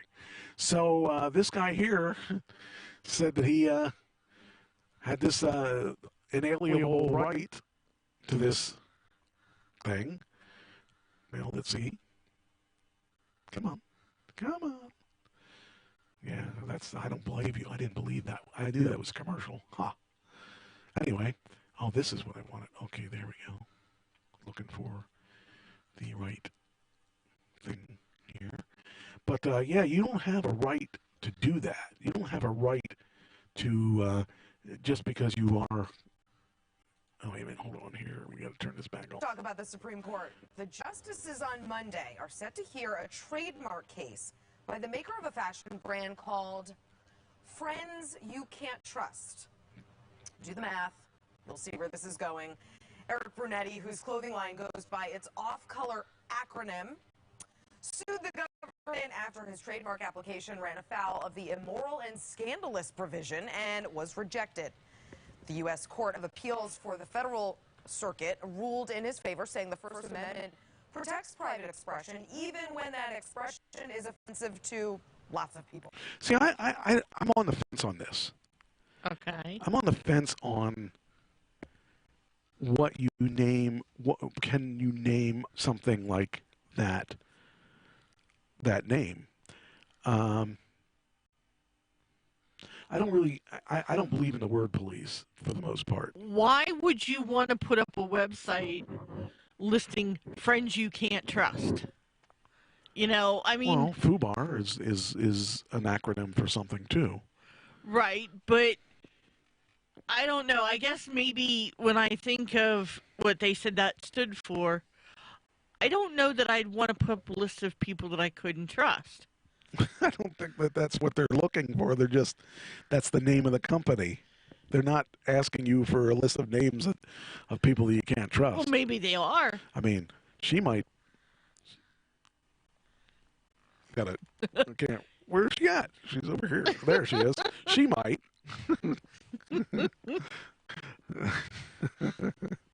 Anyway, I'm on the fence on this. Because if you want to look, it's kind of like if you want it to be an ass, you can show the world you're an ass. Okay. That's called mooning. Well, no, I'm not talking about physical ass. I'm talking if the guy's an idiot, and he you let somebody show the world that they're an idiot, and that it'll play out the way it should. If you block them, then they have the chance to say, well, I would have done better if they would have let me do this. I don't know. I just think it's kind of weird that our world is still worried about words. Citing a previous Supreme Court decision which struck down an adjacent part of the law against registering disparaging trademarks. So it seems the oversized, baggy skate pant designer has a pretty good shot at victory, with an appeals court, the ACLU, and precedent on his side. That's it. But not to worry. Should he prevail, you can only buy his products online. See, and that's even the worst part. It's an online company. No one cares. I just think that they make a big deal out of it, and it's probably not that big of a deal because the guy's probably some kind of loser, and that's his only. I shouldn't say that because he could be very, very well. Doing very well, but I don't think it. I think that people get all bent out of shape over words, and I just don't think that they're worth the time that they take up. Because one thing, they're going to get more publicity out of us, or out of the company, out of the government stopping them, and then they can talk about it even more. True. Now, do you remember last week? we talked about the man who threw the kid off the balcony, the 3rd floor. Yes. Okay. Well, we're going to talk about him again. Man accused of throwing the 5-year-old off the balcony faces attempted murder charge. Now. But I also heard that I saw where that kid is going to be okay. As a matter of fact, that's the next article. You're just hitting on all cylinders today. Oh, look at this. Ooh. Yeah, people can't see it though. Please tell me that's fake. This is it's fake. That's my cursor. See, watch. I'll move them. See, I'm going to move them now. Come on, move. Anyway. I see your cursor up there. So. Yeah, we had a little spider friend here walking on the equipment. Don't do it yet because we're not there yet. Oh, he's got 2 real long front legs. Oh, keep him over there. I'll get rid of him. I remember when we used to have a big monster spider and I caught him and took him outside. I tried not to kill him. Oh, here we go. Specifically the southeast court. Hey, don't stop talking. Maybe he saw the spider. He saw the spider. Initial information indicated that a child had fallen from the I still 3rd can't level. understand why, if you're angry at the world, why you would do that to a little kid. If you're going to do it to an adult, I give more credence to a guy that does it to an adult than to a little kid. Because at least the adult has a chance to fight back. The little kid doesn't even have a chance to do that. And had landed down on the 1st level floor. Additional information from witnesses indicated that the child might have been either pushed or thrown from level 3. Our officers initially responded and performed first aid on the child, along with some other actual witnesses and passerbys. The child did suffer significant injuries. He did. The child has been transported to the hospital. And that's the next article here. Receiving care. Witnesses also indicated that the suspect that had either pushed or possibly thrown. Well, okay, that might even be the same article or similar, but here we go. Here's the this week's thing. The boy thrown nearly 40 feet from Mall of America is a strong survivor. And so I'll tell you what, a kid like that is going to be strong in life if he's able to get through this. But I can't imagine how he even lived to fall 3 floors to he had to have a lot of injuries, because even the wrestlers that do the crazy stuff off of the, they don't do it 3 feet or three floors high. To me, that's just a coward. That's just a coward. That's all he is. And hopefully he gets the book thrown at him. I really want to see that happen, because anybody that would do that to a little kid deserves the worst possible thing he could get. But anyway, the story is a man, let's see here, a man is being held in suspicion, I don't know why they call it suspicion now, of attempted murder after police said he threw a 5-year-old boy over the railing. Where were the parents? Shopping. Why weren't they near him? He probably just wandered off, if they took him so quickly that you don't know what happened. Yeah, I guess. Bloomington police, Jeffrey Potts said he doesn't believe the suspect. The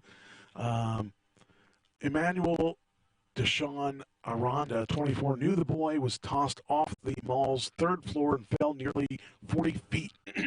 Motive for the attack is under investigation. Potts described the scene as gut-wrenching. The boy survived the fall, but police didn't comment on the condition. So I don't know how bad he was, but it had to be bad. There's a GoFundMe page for the boy. Let's see where he's at. Let's look at the GoFundMe page. I love to look at GoFundMe pages. And I don't really like the reason for the GoFundMe page. Anyway, holy Hoot. Wow. Wow. They wanted $1 million goal. They're at 970,000. Actually, almost 971,000. Wow. Says, this is Layden. He's the sweetest and kindest 5-year-old boy you'll ever meet. His soul is soft and gentle. Let's see here. Let's go on down here. It says, let's see. He was enjoying a day at the mall when his mom and friend, when a stranger maliciously grabbed him and threw him over the 3rd floor balcony for no apparent reason. The family doesn't know him and are completely clueless as to why a monster would target their family. I'm like, I mean, that's a hefty. I didn't think that it would be. I figured it would be 20,000, 30,000, not $1 million. Jeez, that's just amazing to me that he's getting that kind of response. I'm really happy for him because, man, I wouldn't even know how to target what, because who knows what kind of money he's going to need in his future if he's handicapped for the rest of his life or whatever. It says here, Landon has a very long road to recovery ahead of him. He suffered life-threatening injuries. Many people who fall from that distance aren't lucky to make it.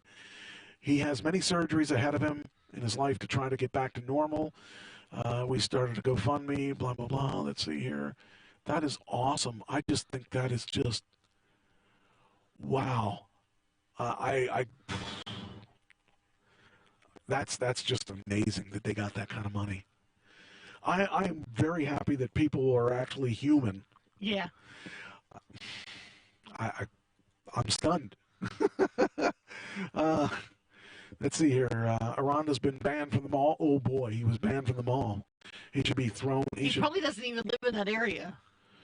It doesn't matter. He should be in jail anyway. He has a history of misdemeanor convictions, some cases handling through mental health court. He's arrested. I think they ought to just kill him. I don't know. I mean, he's another guy that will never be a part of our society in a positive way. These kind of people, I mean, I know people that are mental health advocates think he can be rehabilitated. I don't think he can be. Someone who has a history of doing stuff like this, especially to a 5-year-old kid, he should just be thrown away. We talked about it. Yeah, we talked about that last week. Did you see how many total donations there were for that young man? I have to think a lot. I don't know how. 27,356. That shows when a community pulls together. Mm-hmm. Well, we're after 9 already. Because I'm just looking through, some of them, and I mean, even if it's just $5, people are willing to donate. Well, sure. It can all add up. That's why I really had a hard time believing that Kamala didn't have more than he got. I mean, because Jericho really kind of made it a lot nicer, but he probably would have made it without Jericho. But I think it's awesome. I think it's awesome that There's one that was $9. They don't. Maybe that was every last penny they had. Might be. I don't know. All right. I don't want to talk about that. Oh, here you go. I don't know if you were with. Let's see. How long have you been back on the show? About 4 years. Oh, this is right around that. So 4 years ago, there was a couple. There was a lady who had a flat tire. A guy came to her rescue. I'm trying to remember if this is the right. Well, let me read the story. Anyway, he gave his last $20 or something to her, and then she felt he was homeless. She felt yes. Okay, you remember that story? Okay, yes. Well, that story's back in the news again, and the reason it's back in the news is that it gives you. There's reasons why people don't trust GoFundMes. She collected $400,000 in a GoFundMe scam. Now she faces 4 years in prison. Yes, it's that story. Because people just can't be honest. They always got to scam somebody. A New Jersey woman faces 4 years in state prison for her role in scamming more than $400,000 from GoFundMe donors, claiming to be collecting money for a homeless man in Philadelphia. Caitlin, here comes the story. Maybe not. Okay, it's coming. mean, everybody wants to make money, and everybody thinks, oh, well, we could do GoFundMe, and nobody will ever catch us. Wrong. Well, it seems like that's going to happen, and it seems like it did happen, and I'm glad that she didn't get away with it because it'll tell other people, just get a job and do your thing, and as it should be, and stop trying to scam us, the people. Oh, that would be a good background. How would you like the New York City background put in that window over there? That would be good. Anyway, everybody's got a gimmick. Everybody is trying to cheat On the people. evening of November 10th, 2017, Mark D'Amico, the boyfriend of Caitlin McClure, took a photograph of McClure and Johnny Bobbitt Jr., a homeless man, standing at the Girard Avenue exit ramp on Interstate 95 in Philadelphia. Within hours of taking this photo, McClure and D'Amico created a charitable campaign on the website GoFundMe.com with the title of Paying It Forward. I remember that. The campaign featured a sympathetic tale of a homeless veteran, Johnny Bobbitt, who came to McClure's aid one night after she ran out of gas. Ran out of gas, that's what it was. The story, as it was told, had Bobbitt cautioning McClure to stay inside the car and lock the doors while he went to a gas station. There, he used what little money he had to purchase a can of gas and bring it back so McClure can get home safely. The photograph taken by D'Amico and posted by McClure quickly became the face of the fundraiser purportedly to benefit Bobbitt following this alleged selfless act. The Paying It Forward story that drove this fundraiser might seem too good to be true. Unfortunately, it was. Yeah, that just sucks. The entire campaign was predicated on a lie.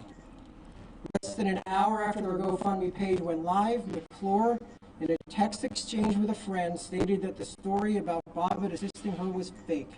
Now, see, if you're going to screw people, you don't confess to it. You keep it as secret as possible. The fewer people that know about it, the better it is. Okay, so wait. The gas part is completely made up, but the guy isn't. I had to make something up to make people feel bad. So shush about the made-up stuff. She did not run out of gas on an I-95 off-ramp, and he did not spend his last $20 to help her. Rather, D'Amico, McClure, and Bobbitt conspired to pass off a fake, feel-good story that would compel donors to contribute to their cause. And it worked, in a very big way, but it was fictitious and illegal, and there are consequences. My office has charged Mark D'Amico, Caitlin McClure, and Johnny Bobbitt Jr. with second-degree theft by deception and conspiracy to commit theft by deception. They definitely should go to jail at some point. I don't know how long, but they definitely should go to jail. Because face it, I mean that's what's wrong with this world.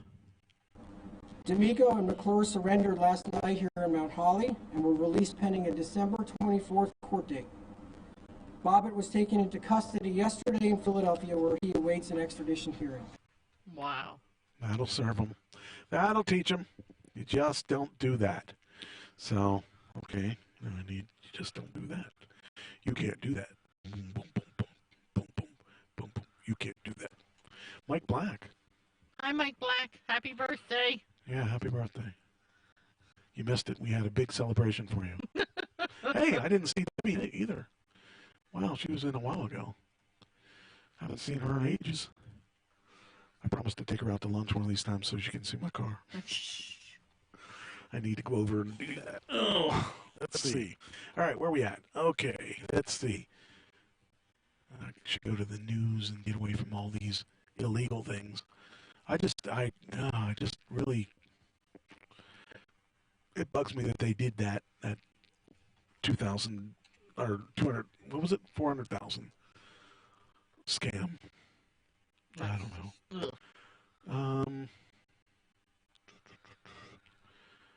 I want to see. There's something I want to make sure I didn't miss. I don't want to. Oh yeah, that's right. That was last week.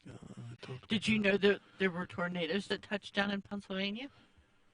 No. Last weekend, yep. One touched down in Franklin County with maximum wind speeds of 120 miles an hour. Wow. That's probably where my wallet went. That's it, yeah. That's it. All right, here we go. We'll skip that. Skip that. Skip that. Okay, we'll do those next week because we're behind schedule as usual. All right, here we go. Oh, did you used to watch American Chopper? No. Do you know who Paul is in American Yes. Chopper? Yes. All right, he's got some problems. Didn't he just make up with his son? Oh, I don't know. I thought that, that they just made up, like, within the last year or so. Oh, I don't know. The issue he has is that... what's going on here? Open the page. All right. He's got a bigger issue. American Chopper star Paul Tootle, Sr., accused of blowing off bankruptcy risks case being dismissed. So, just when you think that everything's going good, I mean, he's had how much... I mean, his show was on for, I don't know if it's still on, but it was on for years. And he had that issue with his son. That was a pretty big thing. And in fact, his son was the boyfriend of, what was her name? It was a really, really hot chick that he dumped her for, maybe, Hold on, I'm pulling up the Wikipedia. The one girl that I don't like, that she's hugely successful and gorgeous. Rachel. No. That's... No. It was a big scandal. Not Paul. It was his son. This is Junior. Oh, okay. He started cheating on her with a tattoo girl. He was what was it called? I can't remember.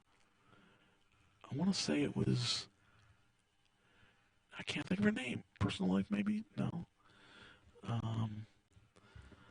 She was a hot chick too, that I didn't care too much for. I want to say it was the girl that did the Blind Side. Damn it. I know who you're talking about, I'm too. pretty sure that I'm right about this. It was, Sandra Bullock. yeah, actually I like Sandra.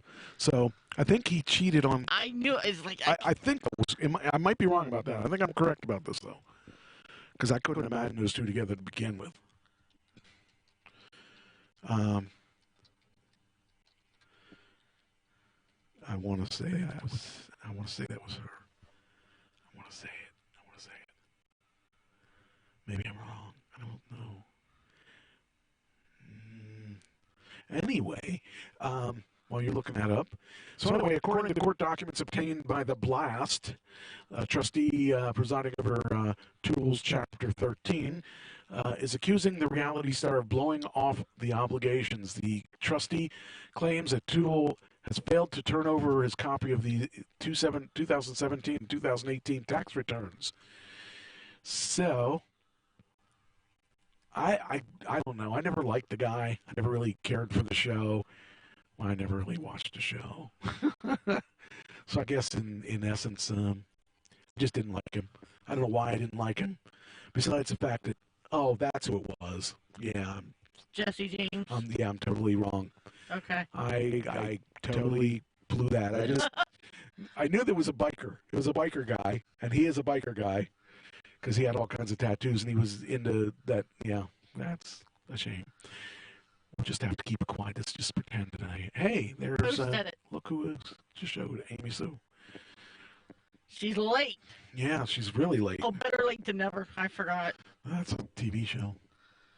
Anyway, so much for that. Anyway, last year, 68-year-old Tootle filed Chapter 13 in New York, claiming he had $1,801,729 in assets, and his liabilities were $1,070,000. What happened here? Well, that's kind of weird. It went into a... What's going on? I'm in the middle of reading and you switched pages on me. Okay. It That said spider. Yeah. So he had $1.8 million. What is going on here? It's moving my page down while I'm reading it. $1.8 million in assets and liabilities. $1.070 million. So what? You should have to pay it. Listed his home in Montgomery, New York. A 2011 Chevy Camaro, a 2010 Dodge Challenger, 2009 Corvette, and a few pistols worth around $200. One of his creditors, JTM Motorsports, recently accused Tootle of breaching a deal they had with him as part of a bankruptcy and failing to pay up to $30,000. This guy's a scumbag. That's just my opinion. It's not necessarily that of the management, but he really does seem kind of scummy. So, let's see here. Anyway, that's his issues. All right, we got that. I guess I could. Do we want to do this thing I saved? This. Sure, why not? All right. So this. Okay. Oh, that's right. I wanted to play that at the beginning of the show. That's not the one I wanted to play though. I'll play it at the end of the show. That would make sense to play it for the end of the show because it's kind of cool. All right, so let's make this for the. Okay, we'll do that at the end of the show if I remember. Gotta remember. All right. Did you ever wonder how colored Easter eggs became a tradition? Actually, yes. Oh, I have that answer right here. How did colorful, decorated eggs become a symbol of Easter? I think, if I remember correctly, I heard at one time that each color symbolizes something religious. But I could be wrong. All right. Wouldn't be the first time. Well, let's see if you're dead on with this, because I actually don't know. I didn't read it. I just saw it, and I thought, oh, that might be kind of good, because we had an Easter this past weekend. Well, some of us did. I didn't. But I really, what did I have? Easter pizza or Easter hot dogs or something. You had Easter pizza. Pizza? Yeah, I couldn't remember what I had. Even cold weather, winter enthusiasts can't deny how intoxicating that annual long-awaited first day of spring feels. Chirping birds, blooming flowers, picnic weather. Unsurprisingly, the same mentality has held true for thousands of years, dating all the way back to ancient cultures. My question is, does Amy know? What, they use colored chickens? No. Oh. Why? Because she did a whole bunch of eggs this year.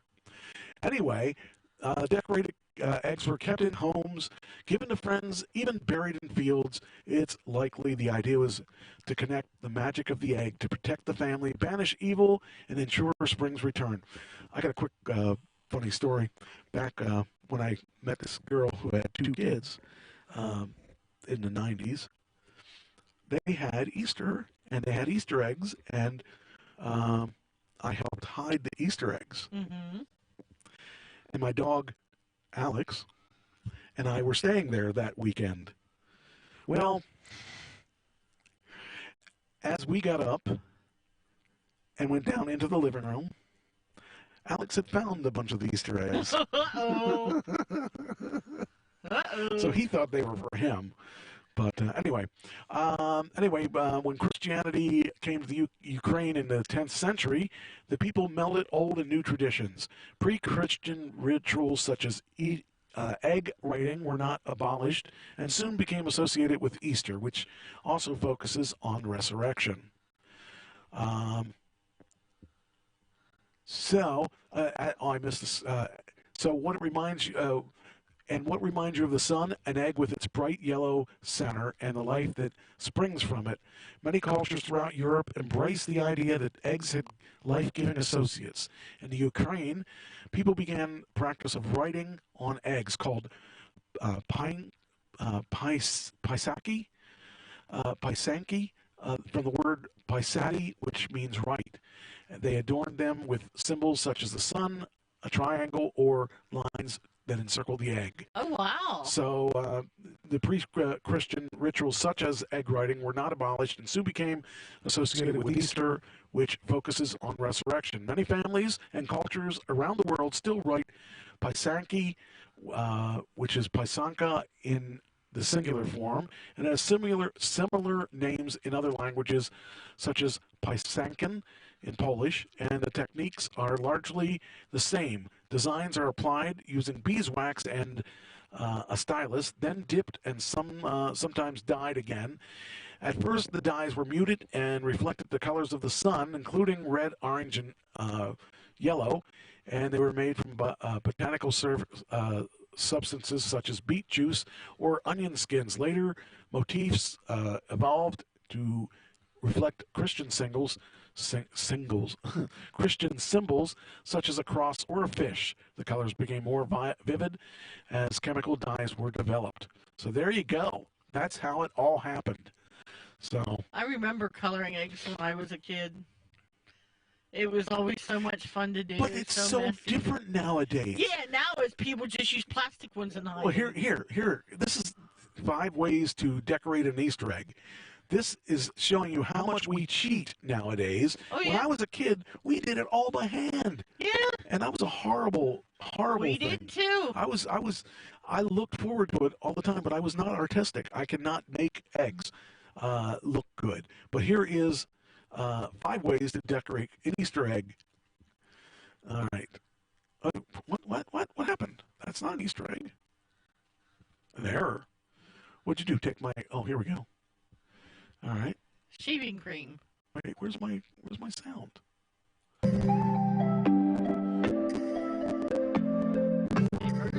So talk about cheating. They don't even have to do it. I mean, the graphics are there. You just stick them on. They're like stickers. Mm-hmm. Now, we used to have to do that. We used to put names on and colors and stuff like that.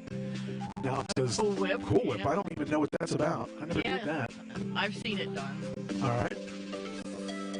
That's where you want to marbleize it. Oh, I've never seen that. Mm-hmm. What's that got to do with an egg? Watch. What? Yeah, you can make it a marble color. Oh, that's stupid. You can't be creative. Let them sit for 10 minutes. Watch. Oh, weird. See, the food We used to do it the hard way. I don't know. That's pretty weird. Gel food coloring.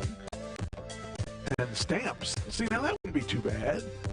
Stamps would be okay. But I mean, it's, again, we had to do it the hard way. We didn't have these newfangled ways of doing things.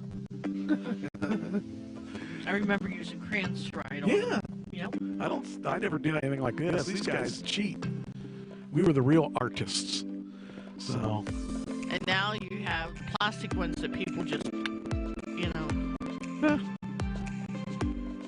It's funny. And washi tape? I've never heard of that I one. don't know what it is. Little pieces of decorative tape, it looks like. Oh, that's weird. See, nobody's creative nowadays. She said she did it with the Cool Whip, and it works. I don't know. I think we should go back to the basics of just coloring eggs by hand. But, I don't know. I just, it's funny because I used to tease them because they had those things when they were kids. They did it the cheater way, like this, where you would know have the stickers. best way to do them all? Let somebody else do them. No, make them pickled. Well, you can't put the things on them. Yes, you can. Okay. You just put them in the beet juice. Anyway, that's the big Easter thing. I thought that No, was... I can remember when we were growing up. The big Cologuard Easter colon egg cancer that screening for people 50 and older All at right, hold average on. risk. I didn't expect that. Okay, what? I remember the big eggs that nylons came in. And my mom would hide. I know what you're talking about. She'd hide each one, like she'd hide 3 of them along with a bunch of little ones just so that us kids could each get one big egg. That was like our big, I don't want to call it an Easter gift, but that usually had money or something in it where all the other stuff had candy and little trinkets. And Wow. And I remember my aunt always took us out for our Easter outfits. She bought us our Easter outfits every year. Okay. When will McDonald's go burger, beefless?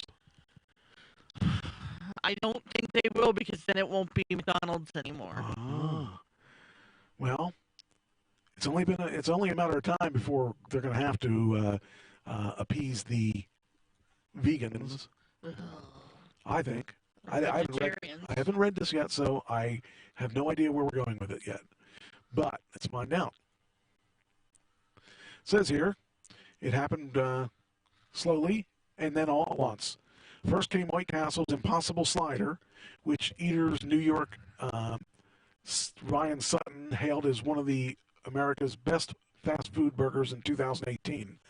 The slider just happened to be meatless, containing an Impossible Foods branded patty made from soy protein, potato protein, coconut butter or coconut oil, sunflower oil, and hame, an ingredient that gives the burger the taste, the aroma, and the bleed of the juicy beef patty. You know, I'm not against this. I would try that. I would try that burger. Okay, so if you're a vegetarian or a vegan where you don't eat meat, right? Can you be on a low-carb diet where you don't eat the bread either? Well, I don't know. Low carb. I don't know if you could do a low carb without meat. Because then it's like you wouldn't have anything at all. Well, that's the way I would look at it, too. It says here, then the floodgates opened, and in January, Carl's Jr. became the largest food manufacturer, food chain, to offer plant-based patties by Beyond Meat in 1,100 locations nationwide. Just a few months later, Burger King, Del Taco, and the fast casual chain Qdoba followed suit with fake meat offerings of their own, from Whoppers to tacos to burrito bowls. But conspicuously missing from the growing list of fast food chains offering plant-based meats and Impossible Foods and Beyond Meat is McDonald's, the biggest quick service chain in America. So, Del Taco was not the only one to take notice of the lack of the golden arches among the mock meat herd. Following Burger King's announcement that the brand is testing Impossible meatless burgers, a Change.org petition using McDonald's to add a meatless option, healthy meatless option, has gained traction. Even the endorsement of Ellen DeGeneres, ranking somewhere between the British children going viral and Midwestern moms dancing on TV. McDonald's is left behind by its biggest rival, who's demonstrating that a national food chain must cater to the new generation of consumers. You know, it would only take a mistake like that to knock McDonald's to number 2, if they're the only game in town. But if there is that big of a demand for these meatless burgers, I don't know what kind of demand there is for these. I mean, I pretty much don't eat fast food. Right. I did have fast food yesterday, by the way. I actually, when I was doing my runaround and doing all the errands, I stopped at Hardee's on the way back, and I actually had a hamburger. Wow. I haven't had a hamburger in a long time. Well, they have these hamburger sliders. Right. So they're bigger than the Nutrisystem burgers, but it was. I got to tell you, I missed it. I really missed hamburgers like that because, I mean, even though you can get hamburgers in the Nutrisystem, they're so small. Oh, I thought you were going to say you were going to pay for it later. Well, that too. So, but anyway, I don't know. I don't know when they're going to be able to, or when they're going to stand up and do something. But it says here, the age of the meatless burger is upon us. We just don't realize it yet. McDonald's domestic traffic struggles notwithstanding, but there's no denying that the chain still reigns supreme with inevitable sales growth and ubiquitous overseas presence. More than 36,000 restaurants worldwide, according to the company. But more than that, the burgers chain remains an American icon. those familiar with the twin golden arches as an emblem of capitalism. And plus, if you saw the movie. Which movie? The one about McDonald's? Oh, yeah, the founder? Supersized? Called Founder. But anyway, Burger King's partnership with Impossible Foods is undoubtedly a major step into popular culture for mock meat. McDonald's, when that day comes, will mark the true mainstreaming of the plant-based food. Other brands that would be sure to follow, as was the case when McDonald's vowed to stop serving chicken raised with human antibiotics in 2015, shortly after Costco, that warehouses rotisserie chicken, coffins, and other delights, such as and Subway, among the competitors, also announced a shift away from antibiotics, such as the power of being one of the largest global buyers of beef and chicken. Anyway, McDonald's is sure to have outsized influence in the industry. So when we reached out for comment, McDonald's, Impossible Foods, and Beyond Meat all declined to confirm or deny a partnership is in the works. So there may be something in the works. We may see it in the next couple days, couple years, maybe never. So it's hard to say. I don't know. I've not really had a meatless burger, so I don't know what they taste like. But supposedly they taste pretty Well, I know good. my friend Caroline, she likes the veggie burgers. Well, that's yeah. And I was like, yeah, no. I mean, I'm not against trying that. I would try it. So, here's something that actually does sound good. What's that? A fried deviled egg. I would eat that. It's low carb. Well, yeah, eggs are low carb. But even with the, I guess it's made with, what they say, Parmesan cheese? Well, and cheese is low carb. Yeah, that actually looks pretty good. It would be. It would be good. United Methodists are headed in the wrong direction. Watch what you say about Methodists. Hey, I was born a United Methodist. Okay. So, but United Methodist says here, edge toward breakup over LGBT policies. Interesting how an LGBT group of people could break up the United Methodist. They have a lot of people in the United Methodist are headstrong about their LGBT policies, which are they don't like them. So there's at least one agreement among the conservative, centralist, and liberal leaders of United Methodist Church. America's largest mainline Protestant denomination is on the path toward likely breaking up over differences on same-sex marriage and the ordination of LGBT pastors. Would you go to an LGBT? Would you go to a church if the pastor was gay? Yeah. Okay. Well, some people in the United Methodist will not and refuse to recognize them. The differences have simmered for years and came to a head in February at a conference in St. Louis where delegates voted 438 to 384 for a proposal called the Traditional Plan. The Traditional Plan strengthens bans on LGBT inclusive practices. They are now. You have the Catholics who have embraced the LGBT community in a lot of ways. You have other religions that have embraced it. United Methodists are not going to do that. I doubt the Baptists are either going to do it. But that vote is 438 to 384, which strengthens the ban on LGBT practices. So they are living in the ancient years, and they're sticking to, at least it looks like they're almost right down the middle, a little bit. That looked like Terry Gordy. It was. Was that his son? No. Oh, okay. Because his son is wrestling. Right, but it was pictures of Terry Gordy because today is his birthday, and it was Bobby Starr saying happy birthday in heaven. It's a shame he died so young, but he died of abusing himself. And It's such a shame. Anyway, so it says here the differences have simmered for years. It says here it strengthens a ban on LGBT practices. The majority of U.S.-based delegates opposed the plan and favored LGBT options. So in the U.S., they favored more than globally. So that's good in the United States that they are saying, okay, we're not gonna ban you, but worldwide we got a problem because Well, I know. not we. I mean, they. Yeah, I know some people. I'm not really Methodist anymore, so. Like they won't. They go to church regularly, Right. but they won't go if that particular pastor is not preaching.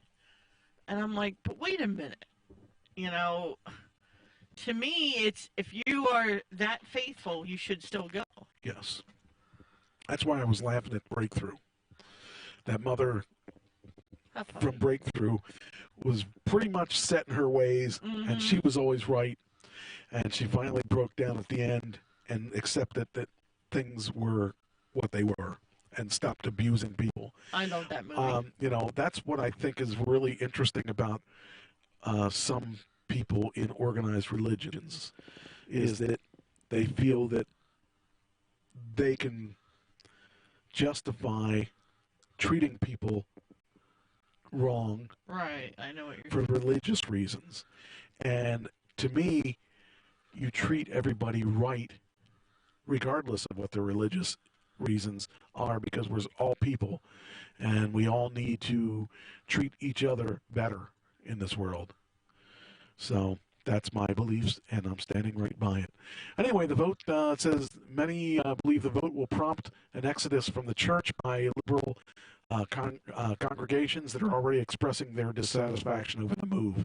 So it says here a gay pride rainbow flag flies along with the U.S. flag in front of the Asbury United Methodist Church in Prairie Village, Kansas. So, like I said, the United States seems to be more open to this than other parts of the world. It's time for some kind of separation, some kind of amicable divorce, says James Howell, pastor of the Myers Park United Methodist Church in Charlotte, North Carolina, who posted a video assailing the proposal for its real meanness. And that's what it is. Okay, you're gay and you're a pastor. Sorry, you're not a pastor in our church because you're gay. And that's really wrong, because the whole thing that matters that you're praising your higher power, whoever that is. And I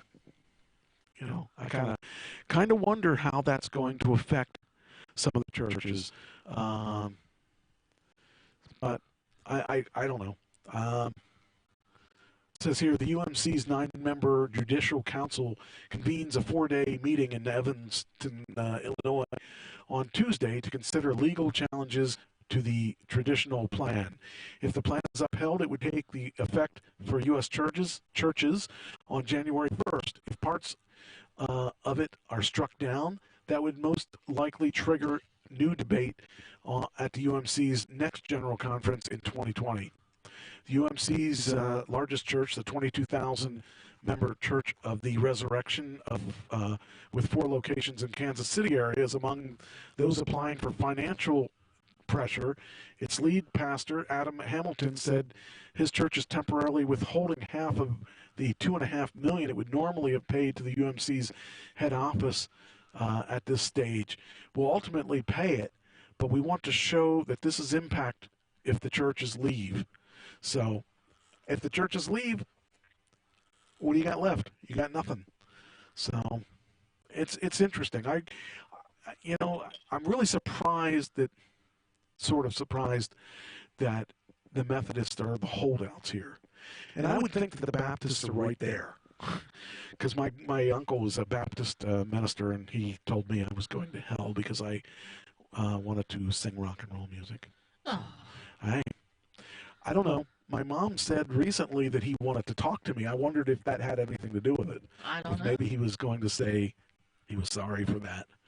But I doubt it, because he's never wrong. So there's A.J. Martin. Oh. Anyway. All right, so that's the end of that. I found that interesting, though, especially with this weekend being,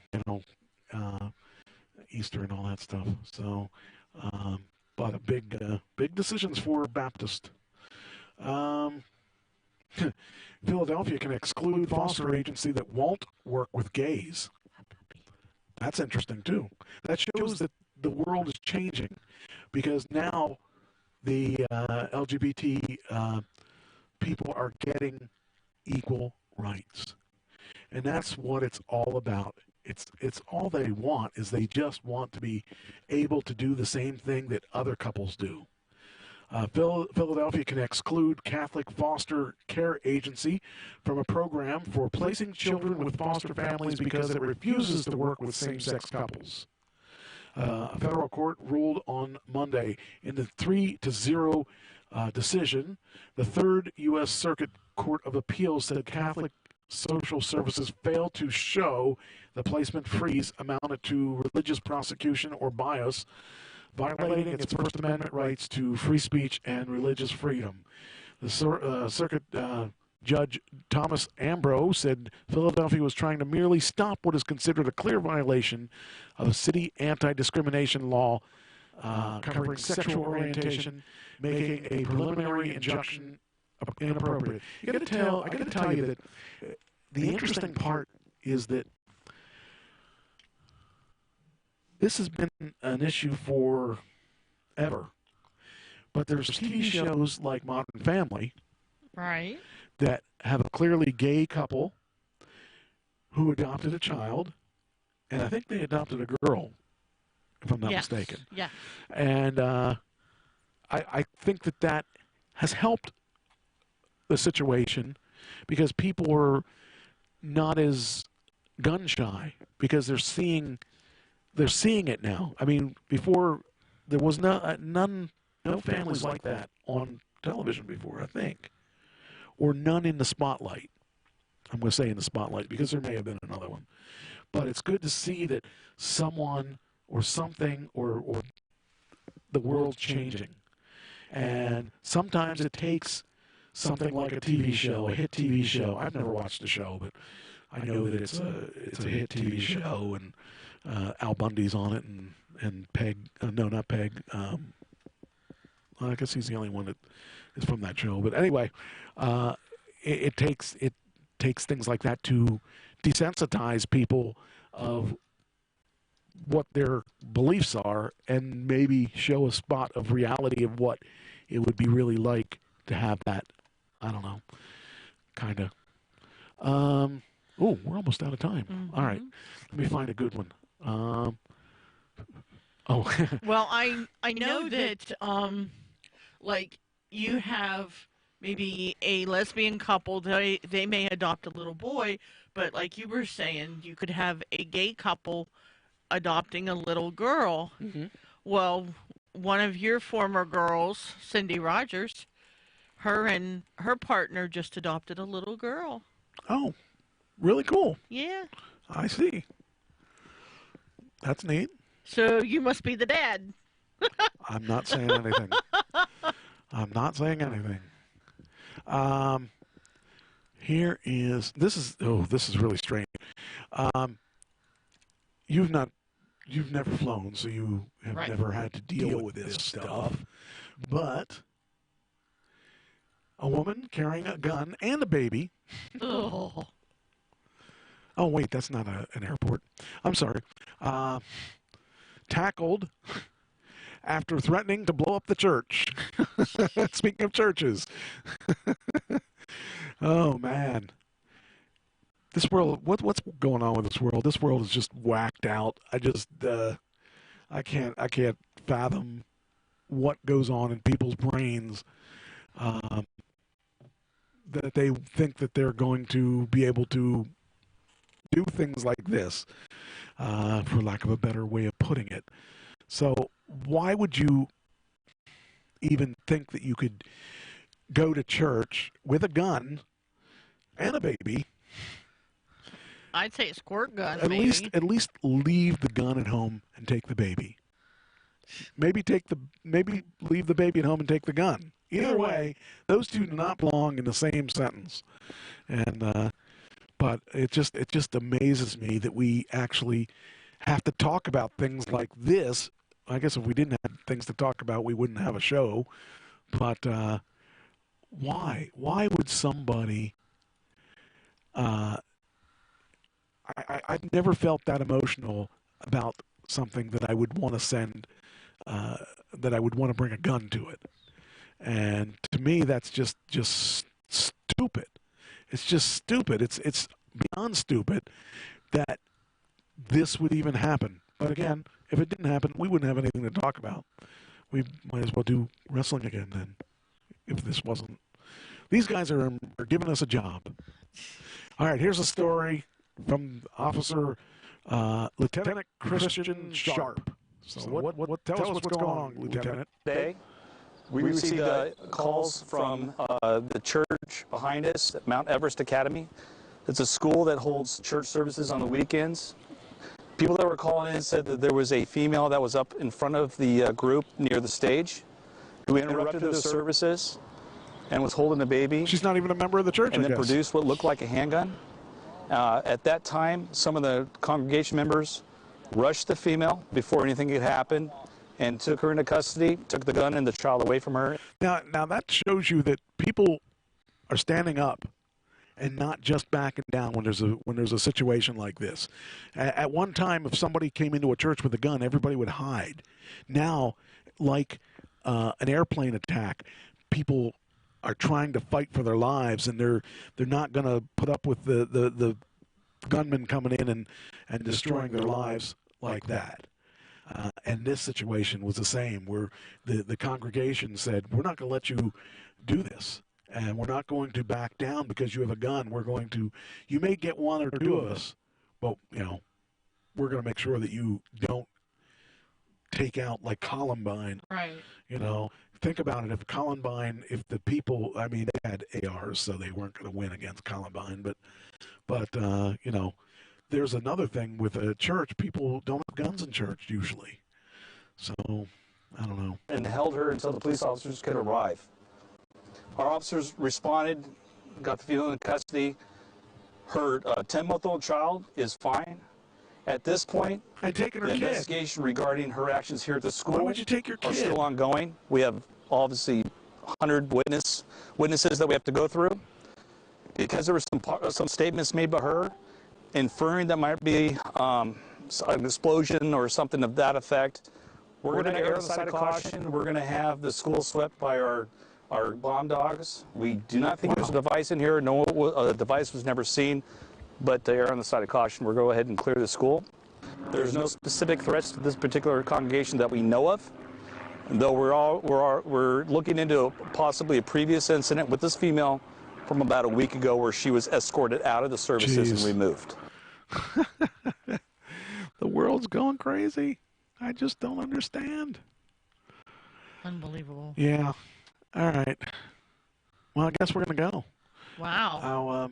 I'll play that video for you at the end here. Let's see here. Do this. Come on. Let's do this. All right. Come on. Come on. Come on. Accept it. All right. All right. Where did I put the video? Hold on here. I've got to find it now. There it is. All right. This is the a video I just wanted to play you because I saw it and I loved it and I thought it was funny. So I hope you enjoyed as much as I did. And now I got to find this so that I can play this again. And I got to make sure that the volume is off for this. Where's that? There it is. Now it is. All right, here we go. And I'll see you next week for more fun and stuff.